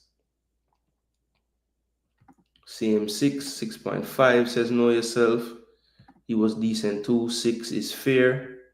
All right. Look how Dixon small. Why am I trying to hold off 3 attackers at the edge of his box? I try a thing. 6.5 self Kevin. One said that's fair. Honestly, for the levels he has played at, I expect so much more. Okay, so Holgate, you expect more. Okay, fair enough. Look, I feel like at the levels that he's played, he's pretty much playing for Jamaica how I've seen him play. Like I don't know, he's a good player. He's a good player. But it's almost as if because he has played in the Premier League, like we expect, like, he's not gonna have traits of what we saw in the Premier League. And that's pretty much 6 a truth.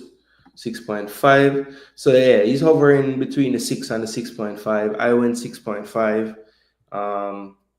Yeah, I'll say a 6 based on the average for Holgate as well. All right, let's move to Dexter Lembikisa now. I thought the first part of the half was extremely tough for this guy. I mean, he was struggling with Moses Simon, Agu running along the flank as well. He was struggling. Got a little bit better towards the middle of the half after we equalized and heading towards halftime. But I think the writing was already on the wall, so I wasn't fully surprised when he came off at halftime.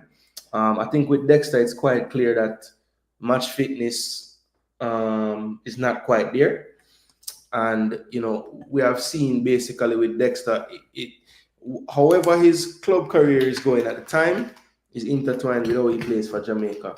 So I just feel like this summer for Dexter, man, after he gets himself fully fit in all these games, I'm sure he's gonna play for Jamaica, at least off the bench or getting starts.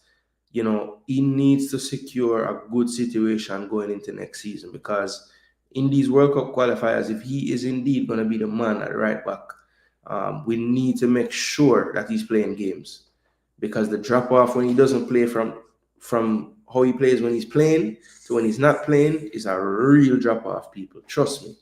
I just feel like, for even though, because I'm seeing people say he was targeted, which is true, it looked like they definitely saw that side as the side to attack, forcing Dixon back to cover with Lembikisa. But I think some of it was his own doing. Like, he had some bad touches on the ball. He would win the tackle and give it right back. But I think, him being targeted, him not being fully match fit, it was just like the perfect recipe for him to just not have a good performance. So, yeah, I feel like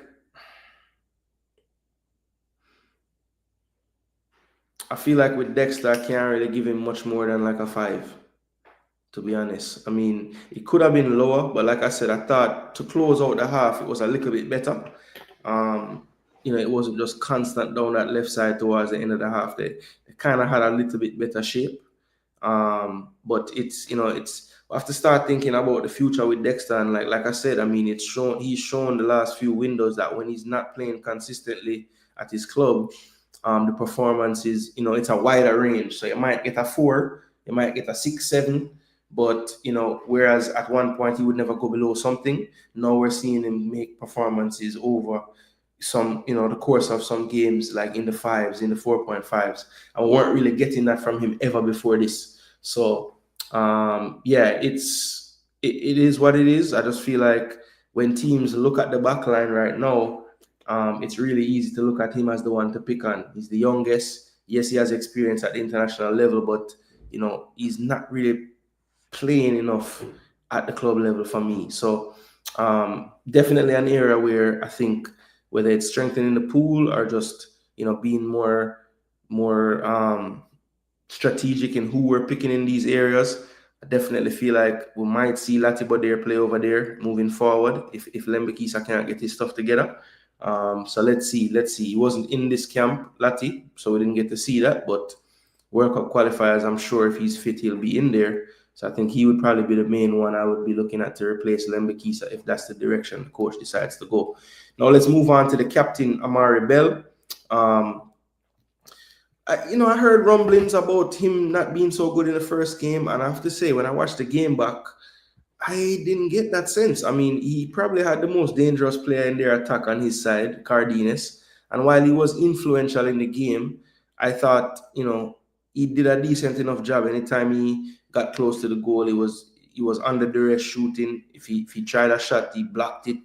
So I didn't think he was so bad. And then he was the one that made the pass to Cephas that he was able to chase and get the penalty. So after watching the game again, I kind of left it feeling it wasn't as bad as I thought. You know what I'm saying? So yeah, Dexter gets a 5. I agree with anybody who gave him a 5. Or I don't think anybody else gave him something lower than that. Say a 5 from Truth. Yeah, I think Bell today was probably the best of the defenders, to be honest. I think in the second half it got a bit tough for him because I remember quite a few plays down that right side where they were able to cut inside on him. But that was really in the ending stages of the game. I thought he had some nice turns in midfield. He had one in particular where he spun off of a player and had the through pass and just put too much power on it, man. I wish that could have worked out for him. But yeah, he converted his penalty as well, which gives him a little point. Yeah, so I think he was probably the best of the back four today. So I'm going to say I'll just give him a 6.5. I don't think anybody on the back line deserves a full 7, but I'll say a 6.5. Let's see what the chat thinks as well for Bell. Truth says Bell solid for the most part, 6.5. Olatier Bernard for the right back, okay. Bell steady at 7, says Jam Up. Bell was Bell. That's all I have to say. Yeah, like the coach said, man, you're gonna get a 6.5 to 7 pretty much out of him, 6.5. So 1-1 disagrees with us. He says Bell 5. A lot of problems came down his side too. Chukwueze gave him some problems, and 1 goal came when Dessers ran onto his side. Yes, that is true. I do think though, as far as the problems coming down his side, I think it was quite clear that Jamaica thought that they would clog the middle. And if you notice, they basically had really narrow starting positions as the fullbacks, and then they would try to close once they get the ball. So I think it just looked like a tactic more than anything. But 1-1, that's your opinion on him. I won't beat it, and I will use it in the average. So that's a 5 on the board. So I have 6.5, 6.5, 7, 5. Kevin said 5.5.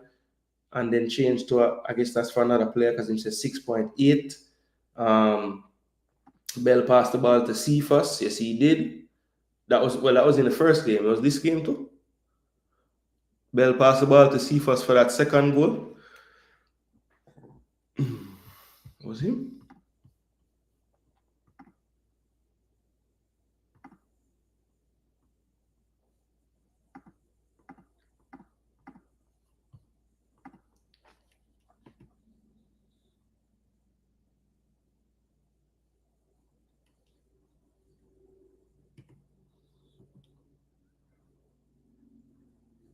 It was actually King passed the ball to him again. So King gave him the ball the 2 times them. Whew, good finish, John. Good. What a cross. That was a world-class cross, bro. Yeah, that was the first game, Sylvester. This game, King actually gave him the ball 2 times. But Truta said no for. I get him probably I disagree with 1-1. Yeah, inverted bell at about the 70 minute or so. Yeah, that's one thing I noticed about the team. Like people, if they paid attention, there were a lot of tactical tweaks by both coaches actually today. He was right in front of me getting skinned in the first half, and the Dessers situation for the goal was in front of me. Yeah, but the thing is with the Dessers goal, he's actually, yes, he's narrow, but I mean, to me, if the line is held, none of that even happens. Bell didn't have that much help from Cephas on his side. Yeah, I mean the coach just said it, stay forward, don't go backward, So that's why when I was doing my tactical preview, I was saying I would probably play a double pivot this time because I want those central midfielders to be able to be close because especially on Cephas' side, because Dixon, it does look like he'll go back. It might not be the most effective when he goes back, but he'll at least be there as a body,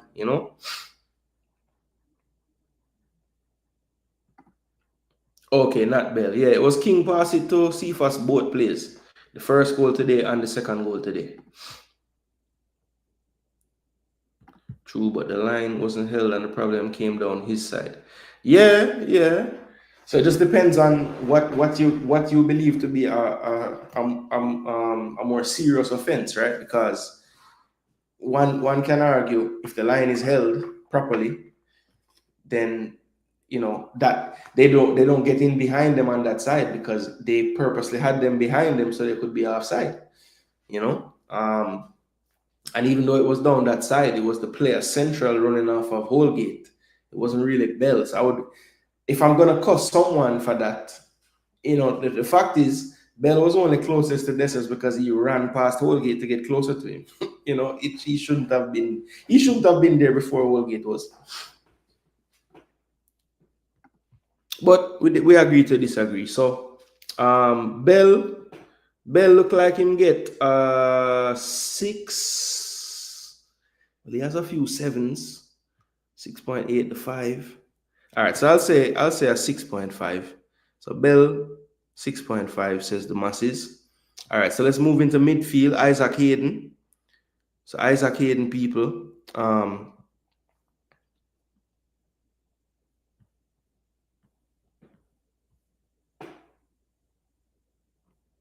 The King one is a serious offense, but Bell was nowhere. Yeah, look, all three of them, and actually the whole back line for the first goal, like you can point to different situations where they could have been better. All right, so Hayden, people. Now offensively, I don't remember him having many touches. To be honest, it was very very few touches that I can remember. Right. There is a stat line on 365 scores. I don't have individual stats, but it says that we had 72% possession. Is that possible? That must be that can't be right. How would we have 72%? So Rob Smith said Hayden best of the midfielders today, close to 6.5. Yeah, I thought defensively he was immense. I thought some of those cutbacks that he himself cut out, you could see that he looked at game film from the first game. I was like, I am not letting nothing come cross on the ground like that if I am in this box, right? So yeah, we didn't really. Yeah, I saw it. I was like, this must be flipped. I think Nigeria had 72 and we had 28. That makes more sense. Hayden 6 for defensive work, useless with the ball, but did a lot of defensive work. Yeah, I kind of tend to agree with that rating. I might even give him a 6.5, to be honest, because I think the other two, well, Russell can get a little boost because him score a goal. But I feel like he deserves the highest score, but I don't think he deserves a 7. Yes, I'll say Hayden a 6.5. I thought, look, I can't put the lack of touches solely on him. I think at a point we just said, listen, man, let's just try to get the ball to the wide players and go from there. They weren't really business with the midfield so much. Yeah, man, truth or truth, 1-1 don't play, bro. But it's good, though, because everybody can't just be here giving out 9s and 10s either. 6.5, 6.5. 1-1 says 6. Kevin says 6.8. Father Bling said 5.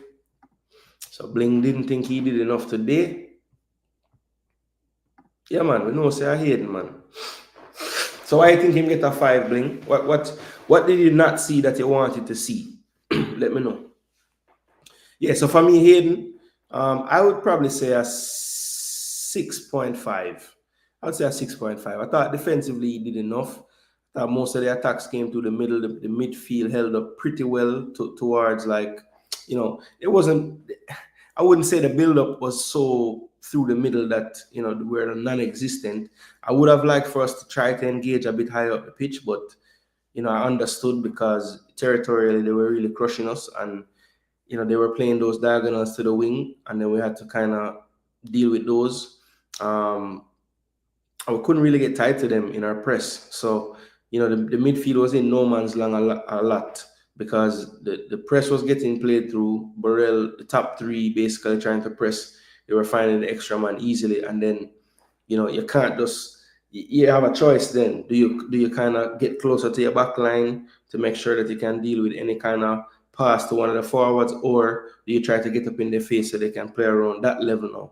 So I just thought they didn't quite get the connection right between the forward line and the midfield today. And partly that was just the quality of Nigeria playing around the passes and having people like Ndidi and Onyeka kind of understanding where those release valves would be based on where the Jamaicans were pressing them. So they did a really good job with that today, I think.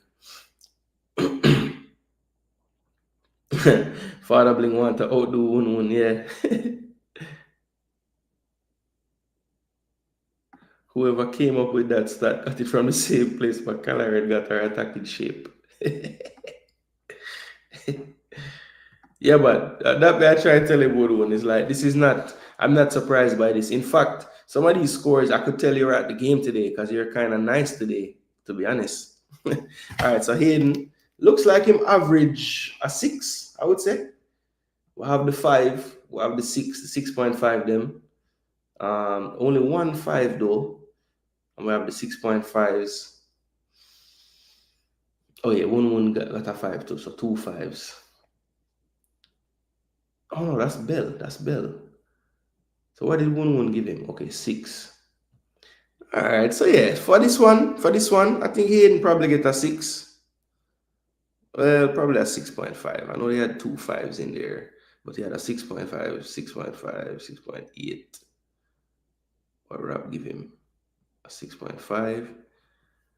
Yes, I feel like 6.5 is fair. All right, so let's move on to Jonathan Russell now. Jonathan Russell in the midfield again. Look, I thought for him it was just legs kind of gave out a bit, and like I said, because they did such a good job of playing past that first line of pressure, I thought the midfield was in no man's land a lot today. So it makes sense. He looked like he was running around like a headless chicken. I thought he was constantly trying to get close to somebody, and it was tough for any of our midfielders to get close to them. Now, John Russell did what he had been doing for Barnes this season, though, popping up in the box at the right time. And I don't think it's gotten enough credit so far when I hear people talk about the goal, but that finish was sublime. I mean, he opened up his body inside of the foot. I mean, basically put it in the smallest part of the goal that was open, that near post. And yeah, it was a great finish. It makes you wonder, like, if he has that type of dexterity to finish across coming in at pace, how can he be, like Rob says, sometimes clumsy in the midfield? But I don't even know if it was clumsiness more so than, like, I feel like the Jamaican midfield just never got up to speed with how fast Nigeria was around them and on them. And it just compared to what they faced with Trinidad, it was just like night and day. So not only were they tired from chasing, not having the ball much of the time, but they also had less time on the ball to do anything effective when they got it. So it just was not a pretty game for any of our midfielders, for sure. Jonathan Russell, though, did get a goal, and it was crucial at the time. And I have to give him some credit for that. So even though I thought defensively he left a lot to be desired, I don't think that necessarily it was like a lack of effort, which is what I heard sometimes about Russell. He can't move and he's not mobile. And I didn't see any of that in this Unity Cup, which is a plus. And I hope that people see now, like, yes, he's not a 100-meter sprinter, obviously, but you don't have to be. Read the game, do your thing. His first touch and control typically is good, which buys him more time. So he don't have to be in a rush when he's playing. So for me, Jonathan Russell, because of the goal, I'm gonna give him slightly higher than Hayden. I'm gonna say he cracks that 6, that 7. Without the goal, it probably would have been closer to a 6, but I usually give 1 point for a goal. So 7 for Russell for me on the day. Let's see what the chat is saying. Wun been telling us he was terrible. His dad said it, and his dad knows football. He said it's a 4, and that's with the bonus point. So really a 3. All right. 6.5 says Sylvester. 6 only because him score. Would have been a 5 if he didn't. Okay. Truth says 6. Yeah, the hard work and defensive effort raised the scores. I felt good at the game too, so maybe that's bringing the scores up a piece. Yeah, I think so. Okay, that was from before. Rob Smith said 6. Russell 4. Father Bling. Opposite of 1 this time says an 8. Needs pace though. Says Mr. Man and trying to run back. Russell's playing high with strikers and trying to run back. Yeah, look, one of the things in my tactical preview as well was, look, I love that John Russell can get into the box, but the thing is, him or Casey going to have to communicate to each other, because I don't think it can be all of them going up and leaving Hayden to die, So he didn't really tweak the system at all. He kind of said, hey, when we're attacking, get involved. But, I don't think we really got burned on the counter so much. I think they were very comfortable just passing it around us and methodically getting where they want to go. But we probably would have been more susceptible to those plays, because, yes, I did see where Russell and Palmer were playing very similar to how they played in the first game. The only difference is we didn't have the ball very much. Kevin says 7 3 unfit players can't play 4-3-3. That is true. stupid fouls. The one on the edge of the box when Hayden had the guy covered. Yeah, that was a bad foul. I remember that play. Russell turned up to the wrong event. He thought it was Jamaica Olympic trials. He was trying out for the 5,000 meters. Can't give him a 7. Well, that's what I gave him. You guys can bring it down. See some man giving 7, 7. Say the next man give 8. I say 114. I say you're 6. I see Sylvester Whittingham 6.5. I say Truth says 6. Russell 6.5. All right, so on average, 7 being the highest. I think 4 was the lowest. Yeah, I guess Russell gets about a 6 on average. Because he had a 8, he had a 7, had a few 7s, had a 4. My dad caught the joke when he started talking about Russell. 7 for what? Running around? Yeah, Dad. Dad, I give him a 6 for the running around and a 1 for the goal, So that's how we reached the 7. But I now work with just mine. I work off of the masses as well, So I'm going to say 6. That looked like the average to me. So John Russell gets a 6 averaged out. Let's move to Casey Palmer now. Now, Casey Palmer was really upsetting me in the game today. I'm not going to lie. There was a play in particular where, for once, we actually had a nice little press on them. We won the ball in the center circle. Cephas tear down the left already. The ball is there to just trivela over the top or left foot round the corner, whatever you're going to do. And the man turn back the ball and get fouled. I'm like, damn! When you see Cephas numbers and him start to run and you have the ball at your foot, just play the damn ball, man. Play the damn ball. He had a brilliant pass in the second half, but it wasn't nearly enough of that from Palmer. And, he was just getting played around in midfield. It wasn't affecting the game defensively either. So I would probably have to give him the lowest of the 3. So if Hayden got a 6.5, Russell got a 6, I have to set Palmer get about a 5.5. That's what I'll say for Palmer. So let's see.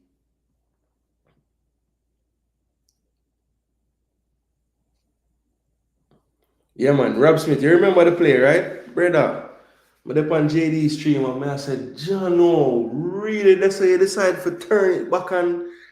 But I noticed with Casey, now that I see him play enough games, this guy loves just touching the football.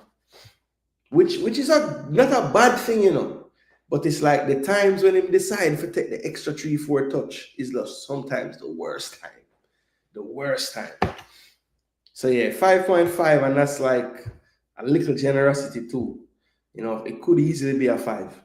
But 5.5 truth, 5 from Woon, 5.6 from Rob, 3.5 for Father Bling. So Father Bling says 4 or 8, Palmer 6 says Michael Gordon. All right, drop a few more scores for Palmer so we can move on. It looks like he's heading towards the 5.5 though, based on these scores. So one will give him 1 more than Russell today. Yeah, I'll say Palmer. Based on these scores and the average, I'll say Palmer gets a 5.5. All right. Now moving into the attacking line. Oh, they caught him. Yeah, bro. That was sad. All right. See, that confirmed it. Kevin Jones coming with a 5.5 just to smooth out the average right so. All right. So let's move into the attackers now. So we have Kaheem Dixon, of course, scored a goal. But like a lot of the players today, what they giveth, they taketh away. I know there are plenty of defenders around the ball when he lose it, but if he don't lose it, Chukwueze don't get the ball there to take off a shot, regardless of how many people him shoot through. So can't disregard it. Look, I think in the first half, Dexter needed more help. He tried to get back there, but the thing is, even if he's in the area, sometimes it's just about physicality. He just can't win the challenge, But look, I think on the ball, in the attacking third, he usually makes really good decisions in terms of who he's linking up with. and run decisions he makes with his runs. Just needs to improve his physicality more than anything.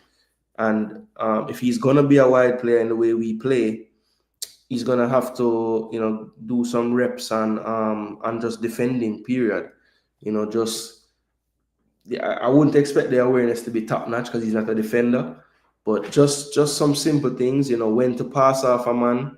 As the right-sided player, be more aware of where the left back is at all times. I feel like a lot of times when we got attacked down that wing today and Dixon was helping, it was always very reactionary. So the player already has the ball with a step on him and he's trying to catch up to the play.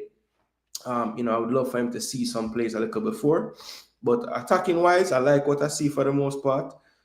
Looks like technical. Well, he's always been good technically, to be honest. Decent enough close control and stuff. But I think I have seen an improvement in that side of his game too. And he gets a goal, So I always say somehow he gets on the score sheet. He played 2 games in the Unity Cup, got a goal. So yeah, I think he probably deserve about a 6.5. Maybe a 7 to be honest, because he scored a goal that gives him 1. I think that error that led to the shot on goal probably take off about a 0.5. So overall I'd say he's right at about a 6.5 for me for today.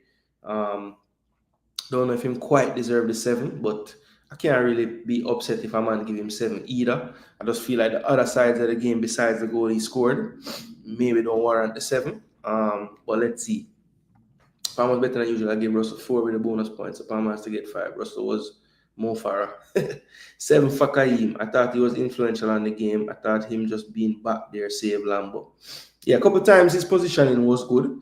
And then other times it wasn't so good. So it's just the consistency, Dixon 6 with a 1 point deduction. He was better than Palmer in my opinion. Okay. Yeah, I gave Dixon a 6.5. Rob Smith says 7.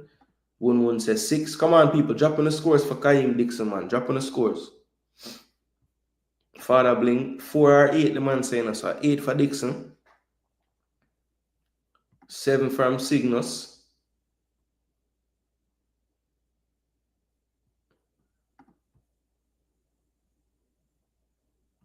0.7.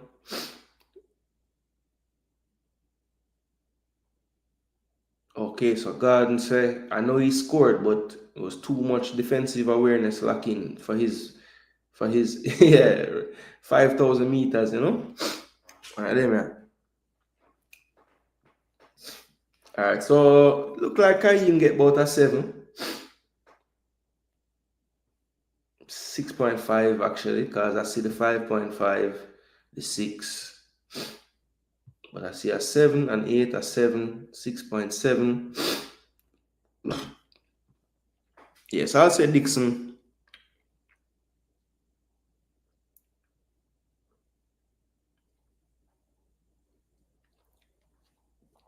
I'll say Dixon gets a 6.5. All right, moving on to Roman Burrell. Look, he just ran around today, people. How many times did he actually touch the ball today? I know that's not all on him because, when you're playing up front, you kind of rely on people sometimes. But, boy, you remember him taking a shot in anger. Remember none of the link up with Dixon we were seeing in the first game. So, yeah, he's not a defender, though. Come on. Your Arsenal fans used to your right back. You got playing right wing. The left backs play everywhere, Rob. Did he play? Why? I don't know. He was out there, but I didn't really see him touch the ball. Yeah, look, Burrell, I guess because he was on the field running around, you have to give him about a 4. But boy, it was very, very anonymous today. Just couldn't really get on the ball or influence the game much. The 2 centre backs kind of controlled him. And, we just weren't in the game enough for him to get touches, Didn't really get a chance either. The cross that came across, he was just off it, and then Dixon finished it. But yeah, look, 4, maybe a 5 just because he did play. But yeah, I think 4 is good. 4.5 says Kevin. 1 God of mercy. Captain Harris Burrell. 6 for Burrell, says Gordon. We spoke about this in the previous game about his lack of touches. We did. But like his runs at least were influential in moving around the defense. Like I didn't, that he didn't really have that effect today either. 5 for Rob Smith. So I have a 4.5, a 1, a 6. Rob said 5, I said 4. All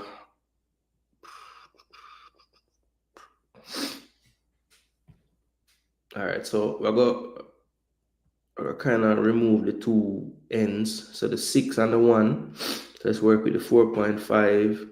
Okay, so Father Bling get a 6. So there's a couple of 6s. 5, 4.5. I had a 4, 1.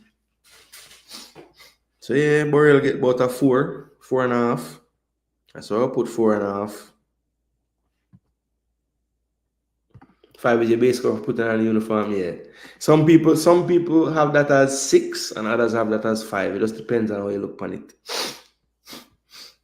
All right, so the last player in the starting lineup today was Ronaldo Cephas, people. So I thought today there wasn't as many plays you can point to and say, Jano, why am that? There was one play where he got played through by, I think it was Casey Palmer actually. And he ended up being offside and he went for goal when I think the cross would have been the better option, but it was offside, so I can't really take off points for that particular play. But yeah, look, the 2 crosses that provided the goals were exceptional. Yeah, they were exceptional, So I just feel like, yeah, Cephas, I mean, today, I don't think anybody that watched the game today could really say anything bad about Cephas. You know what I'm saying? Like, he did everything. Well, again, I think when you hear the coach's comments, I don't think it's so fair to be saying, oh, he wasn't helping Amari so much. I don't think the coach really wants him to help him like that. I mean, yes, he wants him to do some defending, but it's clear that, he's the outlet. You know what I'm saying? I mean, King win the ball, found him. Other players going to win the ball will look at that matchup right away to see what's going on. I did mention that I wanted him to start today because I felt territorially Nigeria would have way more territory, right? So the first goal was a testament to that. Just getting the ball to his feet and he has space to run back past the defender with.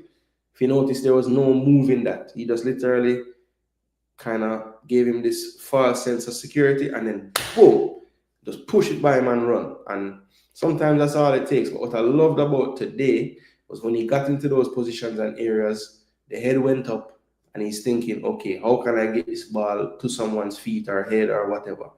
And we saw it twice. 2 perfect execution on the left foot cross as well, I must add. And yeah, have to give him his credit. So 2 assists again. Now he got the fantasy assist in the first game because he drew 2 penalties. But this game, everything registered. So 2 assists. Basically contributed to 4 of the 5 goals in the tournament, which is immense.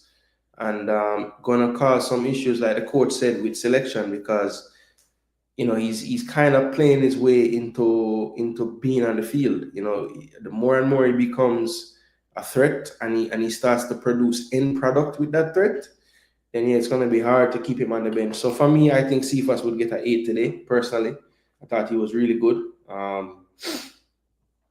Yeah, I think it was one of his best performances for Jamaica by far. We say your dad could have played. 8.5 for Cephas, 8 says Cygnus. Could have gotten him on the ball more. Well, Rob, I think it was a tactic by Nigeria. After the first half, they were like, we're not going to let you just run at our right back like that. So I think Ndidi shaded that side. Onyeka, whichever midfielder was over that side, you saw him quickly get into that area. Let's say Cephas gets the ball out here in the second half. Immediately, Ndidi or Onyeka, one of them would be over there to screen. And even the whole field actually got kind of pulled this way. And even if you look at the way we scored the second goal, it was almost because everybody's over here worried about Cephas.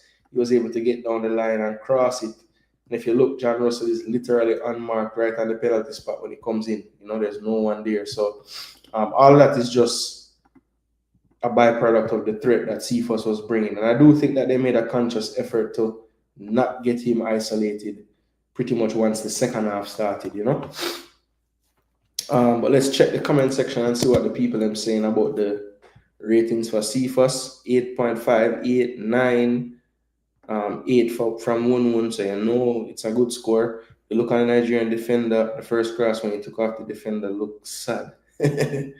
8 for Kevin Jones. Jagaran says 7.5. Imagine if they start shading him in our region. The joy Leon is going to have on the right.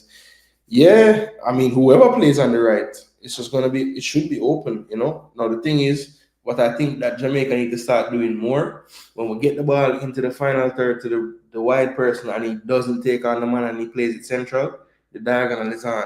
We don't play that diagonal pass enough for me to kind of keep the defense shifting side to side. So that's something I'd like to see us implement more in the game. As you say, if teams going to shade, we have to figure out to decrease the intensity of that shading. Diagonals do that. You make them think twice before they just shade everybody to one side. A Nigerian analyst said that Cephas was lucky to have one of their weak local right backs today. He said Ola Eni kept him quiet. Well, Cygnus Media, that we'll have to see. We'll have to see. We'll have to see. Subs 5, they barely touched the ball. Busy gets 4 with a -1 for the pen miss. So Cephas, I think, gets a deserved wait, 8. Say a 9 as well. I think the lowest was a 7.5, but we had all the way up to 9 and some 8.5 or 8.5.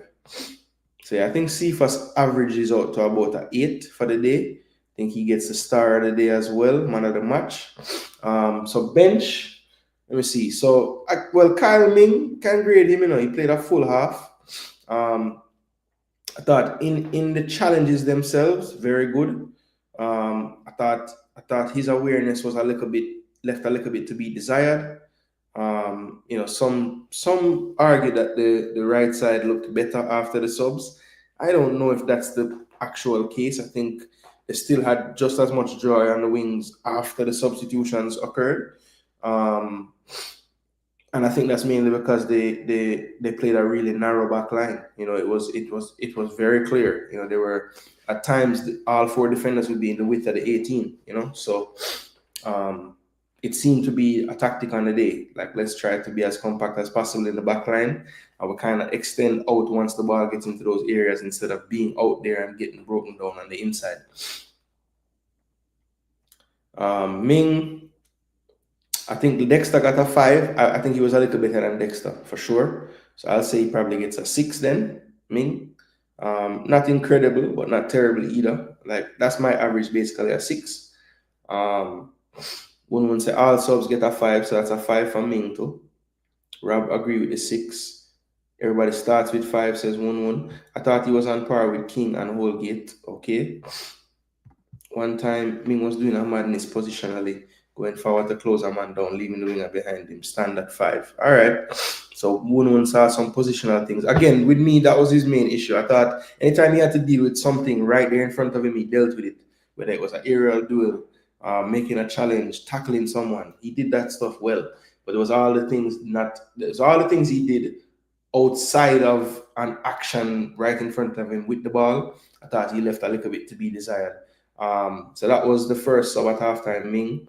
Then the next player to come on was actually a double sub in the 60th minute. That's Dwayne Atkinson and Mothersill come on for Burrell and Dixon, right? Now, first we'll talk about Atkinson. I thought he tried. I thought he had the same type of positional energy that Dixon brought, but I didn't see anything from him in an attacking sense, and that was partly just the way the game was playing out. I think Nigeria was really pushing hard for that third goal to win the game, and Jamaica was kind of running on fumes at points in that second half. So Atkinson, I think, probably would have given him a 5. Missing the penalty, you have to bring it down to a 4. I think most people would probably agree with that. Didn't affect the game enough. yeah, didn't really get a chance to do anything with the ball per se, which I would have liked to have seen him try to do something, but it wasn't meant to be for him. So Atkinson from me gets a 4. Mothersill, don't think he can get much more than a 5. You know, I don't think he did anything to gain a point. I don't think he did anything to lose one. So yeah, standard 5. I'll agree with Woon on that one. Yeah, the midfield was broken down at that point. That is true. And as you can see, people, I've said we made 3 subs and none of them were in the midfield. That's the 60th minute. We didn't make a midfield substitution until the 75th minute when Casey Palmer finally came out and Ravel Morrison came on. I think he can probably get no more than a 5 either. Didn't have the same calming effect this time because we just weren't on the football. And then Warner Brown came on for John Russell in the 84th minute. And when that sub was made, I was thinking, okay, Warner Brown gonna get a penalty. He did not get one, so that was kind of strange. But Warner Brown, standard 5, can't really give him much else.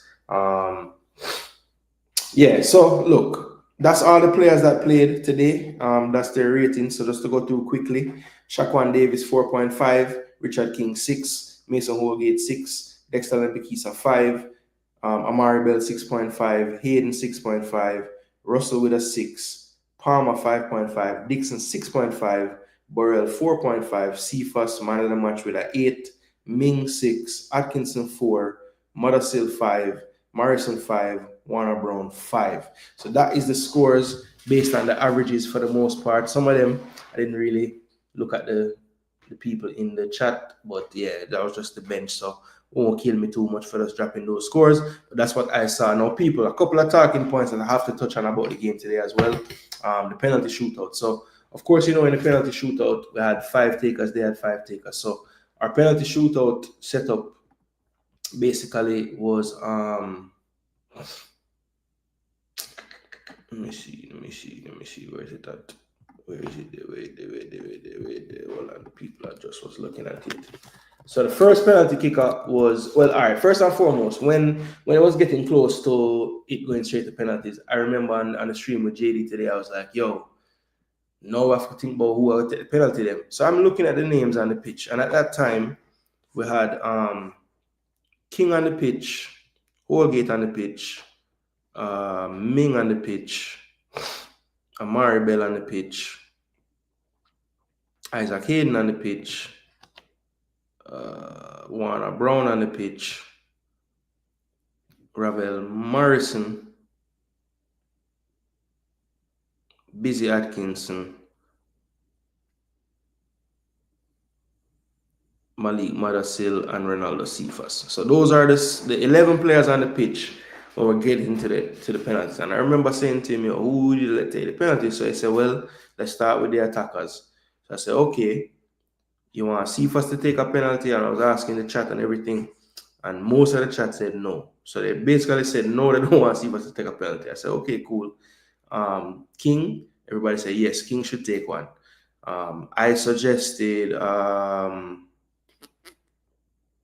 who did I suggest after that? I suggested Ravel to take one. Everybody agreed. I suggested Warner Brown to take one since he's a striker. And most of the people agreed with that. I said Mothersill should take one just because what I know of him as a player with his club, he's like the penalty kick taker for them. And I mentioned the captain Amari Bell, and everyone said no. And I'm thinking, he's technically sound, left-footed.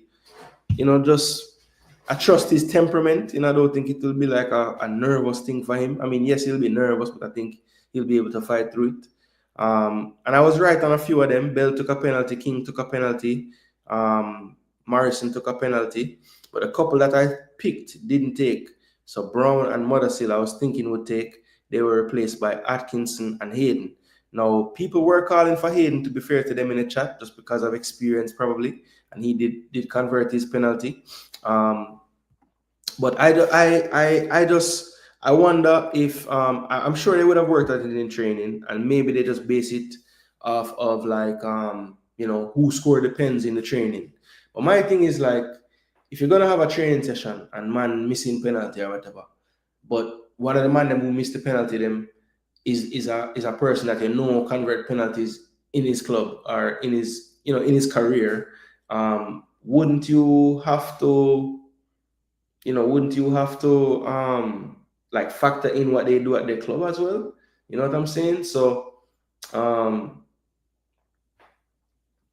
yeah, so I don't know. I mean, I would have to like really scrutinize the camera and what was going on before when they were picking. But I have to think that some of the choices that were made were mainly down to like he just said, listen, who's gonna put their hands up to take one? And those were the names that put their hands up. And everybody else was just like, well, I'll be okay if I kick sixth, you know? So if that's the case, then by all means I understand. But people, I'm telling you, for the life of me, you have Mothersill on the field, you have a striker in Warner Brown on the field. For them not to take a penalty, I think that was a bit strange. Look, hindsight is always 2020 vision. So I'm not saying, boy, if Busy never took the penalty, we would have win. That's not what I'm saying. I would love to figure out the criteria or how they came to the decisions. And like Rob said, was it just down to, he looked in everyone's eyes and whoever looked like they wanted it more, he just went with them? I don't know. I would like to think it was some kind of system that was used to select them, and as long as that was followed, then hey, it is what it is. But unlucky, Busy, I thought, gave him the eyes with the looking to one side. Stanley went the wrong side, and he just, I don't know, it's like he wanted to just kick it so hard. He could have just passed into the net with the eyes he gave the keeper, but unlucky. I think it did graze off the crossbar, and he was looking kind of bewildered after it happened. But yeah, Star, it was rough, man. It was rough. Busy after all this time, missing out on local squads with injury and everything, missing out on the first game of this Unity Cup due to dehydration and being monitored and everything, getting over there, training, I think, for a day, and then playing in the game. Rough way to not convert on the pen. Hopefully you keep your head up and keep going. I mean, the coach did say, he was impressed with you when you came on. I'm not okay. I guess he thinks he needs to say that for the players' confidence, but I just don't know if what I saw is what he saw. But I love Busy as a player. Everybody knows this. I think if you're gonna have an attacker from the JPL, or like not an attacker but a non-striker, like a wide player from the JPL, or someone who could play centrally or a little more deeper behind the striker, I think Busy is the best option. I think he is the best attacker in the Premier League from Jamaica, to be honest. So, I wouldn't say that this performance today would be like a reason for me to say, yo, don't look on him again. But it's going to be tough, man. The World Cup qualifying squad is going to be very deep, just based on the players that we have brought in now, and also the ones that we know have been here before. So it's going to be interesting, man. I mean, I think it's going to be interesting for this coach to pick this World Cup qualifying squad, I think, for sure. So let's see what he does. Tivoli boy is decent. Oh yeah, Nikolai Fuller is really good. I don't know if he's better than Busy, but he is really good. You can only pick from man that want to take. I don't know who did and who didn't, but when Busy stepped up, I said miss. First 3 pens, I told my dad I'm confident. Fourth, I told my dad he would probably miss at a criteria for choosing the scores, and the misser. Really? So was it something in the walk? Was it something in, like, what was it that was the trigger for you to know? Squad will be interesting. Yeah, I think Rob Smith, for the first time, like, how people are always upset with the squad. I think there'll actually be valid reasons to be upset with this squad. Like sometimes I just feel like people just create a reason to be upset, because when you really look upon it, like, the best players probably were picked for the most part. Well, let me not say that. I think there's always it always gets crazy once you see like 16, 17, 18 players, and then you see there's always a set of them where you're like, what? How? So I think that number might increase, but it won't be because of like head scratching. It will just be like a preference thing, like he just went for this player over this player, and it's like, oh, I could see an argument where that player goes over this player. But too often there's been there's been players in the team where like there's no argument. I don't care what you're telling me, that this guy should be in there, but I think, Rob, this one will have like actual discussions that are just like personal preference over preference, you know, which is a new thing for the Reggae Boys. Usually it's just like, oh, the backside, this man met the team. But I don't think it will be much of that, to be honest. I think the coach has seen enough squads, been around enough squads. He knows that this is the crunch, the World Cup qualifier. I think he knows that. So, yeah. All right. So, just in closing, people, after giving a synopsis of the player ratings, a bit on the game, the tactics, what I saw, the last thing I want to touch on before I exit the building is the Unity Cup itself. So, I just want to give a big shout out and kudos to the organizers. People were a bit worried leading into it that it wasn't getting enough traction out there. Maybe it wasn't being marketed strongly enough. Whoever was saying all that didn't know what they were talking about clearly, because, like I said, when I saw the turnout on Tuesday against a Trinidad and Tobago team that clearly didn't have as much fanfare as the other three teams in the tournament, for the Jamaicans to kind of carry that crowd that first day, I just knew that on Saturday when we faced Nigeria, it was going to be a madness, and it really was. I mean, it's I don't know if one set of fans outnumbered the other, but it felt like it was a Jamaica pro crowd win. Maybe I'm just making that up, but to me, it looked like they were more like, I would say it looked like a 70-30 type of thing, you know, with Jamaica to Nigeria. Let me know if that's about right, Wun. Technique to find corners, calmness under pressure and experience. Okay. Fair. He has no experience at this level and calmness under pressure. He failed on because he's never been under pressure like that before. True.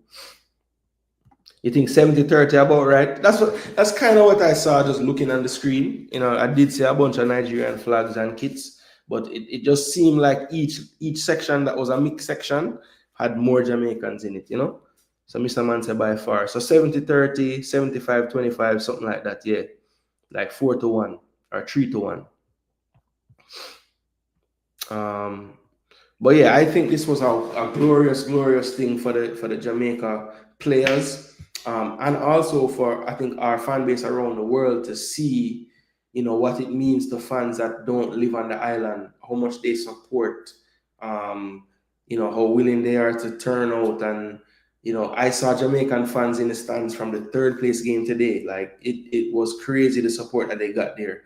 Now, another thing that I think is evident, and this is something that we do in Jamaica as well, the sound system culture was in full effect. You know, I saw where they had a Trinidad man playing a set, they had the Afrobeats man, they had my boy Richie F, Daddy Clark brother, playing the music for the Jamaicans and stuff. And I think they had some performances as well. So, you know, they had all the things that kind of make up an event like that culturally.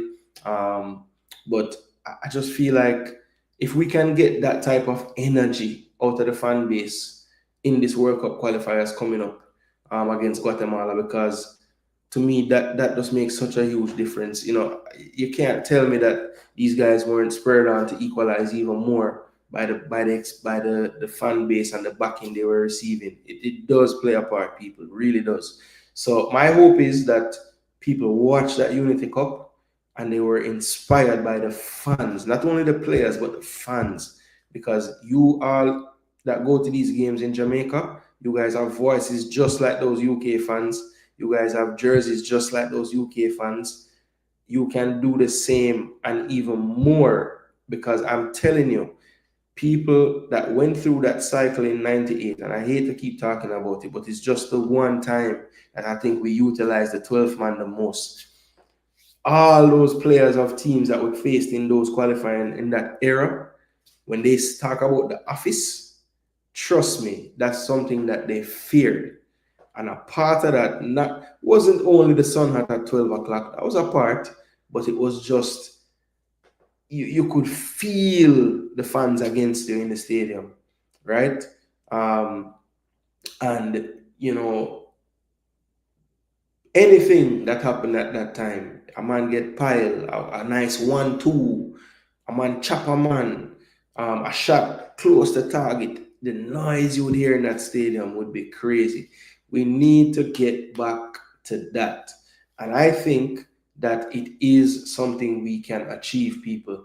Watch the games in the Unity Cup and take note of how to support your team.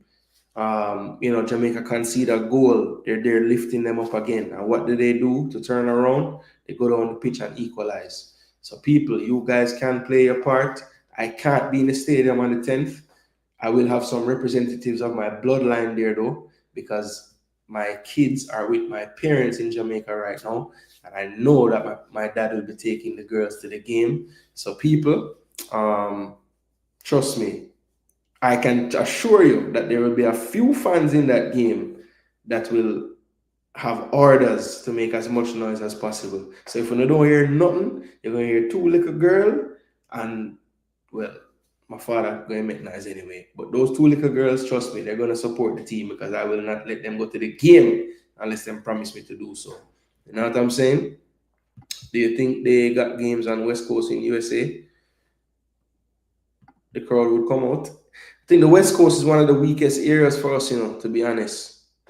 I don't know why that is, but I just find that the turnout is never as good once you get past pretty much anywhere on the East, man, to be honest, Anywhere East Coast will get good, decent turnout, When you get to Midwest now, it gets a bit dodgy. Definitely Southwest, Cali and them place there. Maybe more than like Seattle, Northwest type of spot. But I just feel like the East Coast is bread and butter for the diaspora from Jamaica, So Mr. Man was in the damn stand with you. Never even realized. That's mad. Notice they're always playing in West Coast and other places in USA and New York, Jersey. Yeah, so that's what pissed me off about this World Cup too, because it was either gonna be the Club World Cup games more on the West or the Gold Cup games more on the West. And of course, because Jamaica in the damn Gold Cup, that got the West and all the clubs. So Atlanta have some Club World Cup games I can go to with the kids and stuff. But I tell my daughter which teams, and she's like, it's not Arsenal. She don't want to go. She don't want to go. I think Atlanta. I can't remember which game Atlanta get, but I want to say PSG or City coming here one at a time. Them, but I don't remember exactly. Let me see. Club. Hold on. I'm not about to look that up now. But yeah, I know Atlanta have some games in the Club World Cup, so I'll probably take in a few. Should be a nice vibes. But people, that is pretty much it, Went through the player ratings, went through the Unity Cup recap as far as I saw it in terms of bigging up the promoters, bigging up the supporters who turned out. Great experience. I was skeptical in the beginning just due to the dates and how it would affect World Cup qualifying, but I think it was a blessing because I think some of the players that played in this tournament, it was clear they needed some matches under their belt before World Cup qualifying. The likes of pretty much all the Championship and League One players who ended in early May, they needed these games, right? You could see the difference in a player like Cephas, who just ended about a week ago. He was much more match fit in these games. So look, there was some benefit to it. We got to see some players under the lights, see if they're at the level that is required. We got to reintroduce Russell into the mix. I think, while he wasn't a world beater, according to Wun and others in both games, I think definitely to me showed enough to say, okay, I'm a part of the pool. You know what I'm saying? I should not be out of squads. I think that's the case for me personally. Wun and his dad might disagree, but I don't think today's performance is, what I would call the average John Russell performance for Jamaica. Typically, he's really good. He was good in the first game, not as good in this game, but at the end of the day, when you turn up and score a goal, you must get some credit as well. I'm sure it must have been hilarious to be cheering him on when your dad was cussing him the whole damn game before that, But yeah, Cephas MVP of the tournament. As a matter of fact, I had a poll going for the player of the Unity Cup. I'm not certain who won, but I have a pretty good idea. It was probably Ronaldo Cephas, and I would have to agree. When you're involved in 4 of the 5 goals scored in a tournament, it's very hard not to include you in the player of the tournament. So for Jamaica, that is.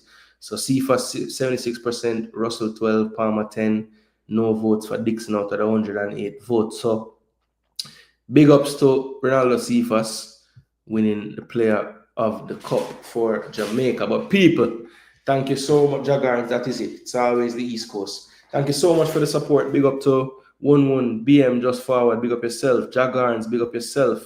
Rob Smith there from the start, big up yourself as well. Drew Ross, the moderator, passed through just for troll about Knicks. Bad mind is strong. Joseph Brown, Apache 876, One Drift. Brownman Security in the building. Coach Edwards is there earlier. Sure him have some trainings and whatnot for to deal with. Kind of late, after 1. So big up people. Thanks for all of those who tune in. 1 minute kind of early for you, but big up yourself. Hope you full enjoy the Sunday here. And yeah, that is it, people. I will return with some more content. It's a busy week ahead for Jamaican football in general. We have the Reggae Girls on June the 3rd. That's gonna be on Tuesday. I'll be here for the watch along. Probably will do a post-match, a pre-match, a tactical preview for the USA Jamaica game. More than likely on the 2nd. I want to basically hear the pre-match press conference first. Talk about what the coach is talking about, and then also give you guys my predicted 11s, ways we can try to stay in this game against this mighty USA team, which is going to be really tough.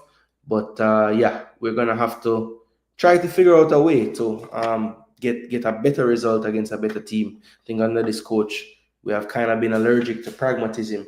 And yeah, hopefully he would have learned in the last few windows that we're going to have to temper this transformation to this ball-playing, proactive front foot team from being a pretty much defensive shell-shaped first Reggae Girls team over the years against the better opponents at least. So yeah, it's going to be interesting how we play these 2 games in June. We have one against the basically the kings or queens, I should say, of CONCACAF, and then the next one against can't really call them the queens of Europe, but definitely one of the stalwarts of the European game for women, England. So yeah, that's about it, people. So look out for the content coming up. You don't know, I will put out the thumbnails as quickly as I can so you guys can like and share and support. Let me just get a likes check on the video. We should have been able to get to the 100. We're about 22 likes away. So please make sure if you're watching this on the replay, first thing, smash up that like button, people. Get us to the 100 likes. That is the target, and we would love to get there. But big up each and every one of you. Thanks again for tuning in. I am going to hit the road right now, get some rest, people. At the end of each and every program on this platform, you hear these words. I am Jason Gooner. This is Jason Gooner TV. And until next time, come on, Jamaica.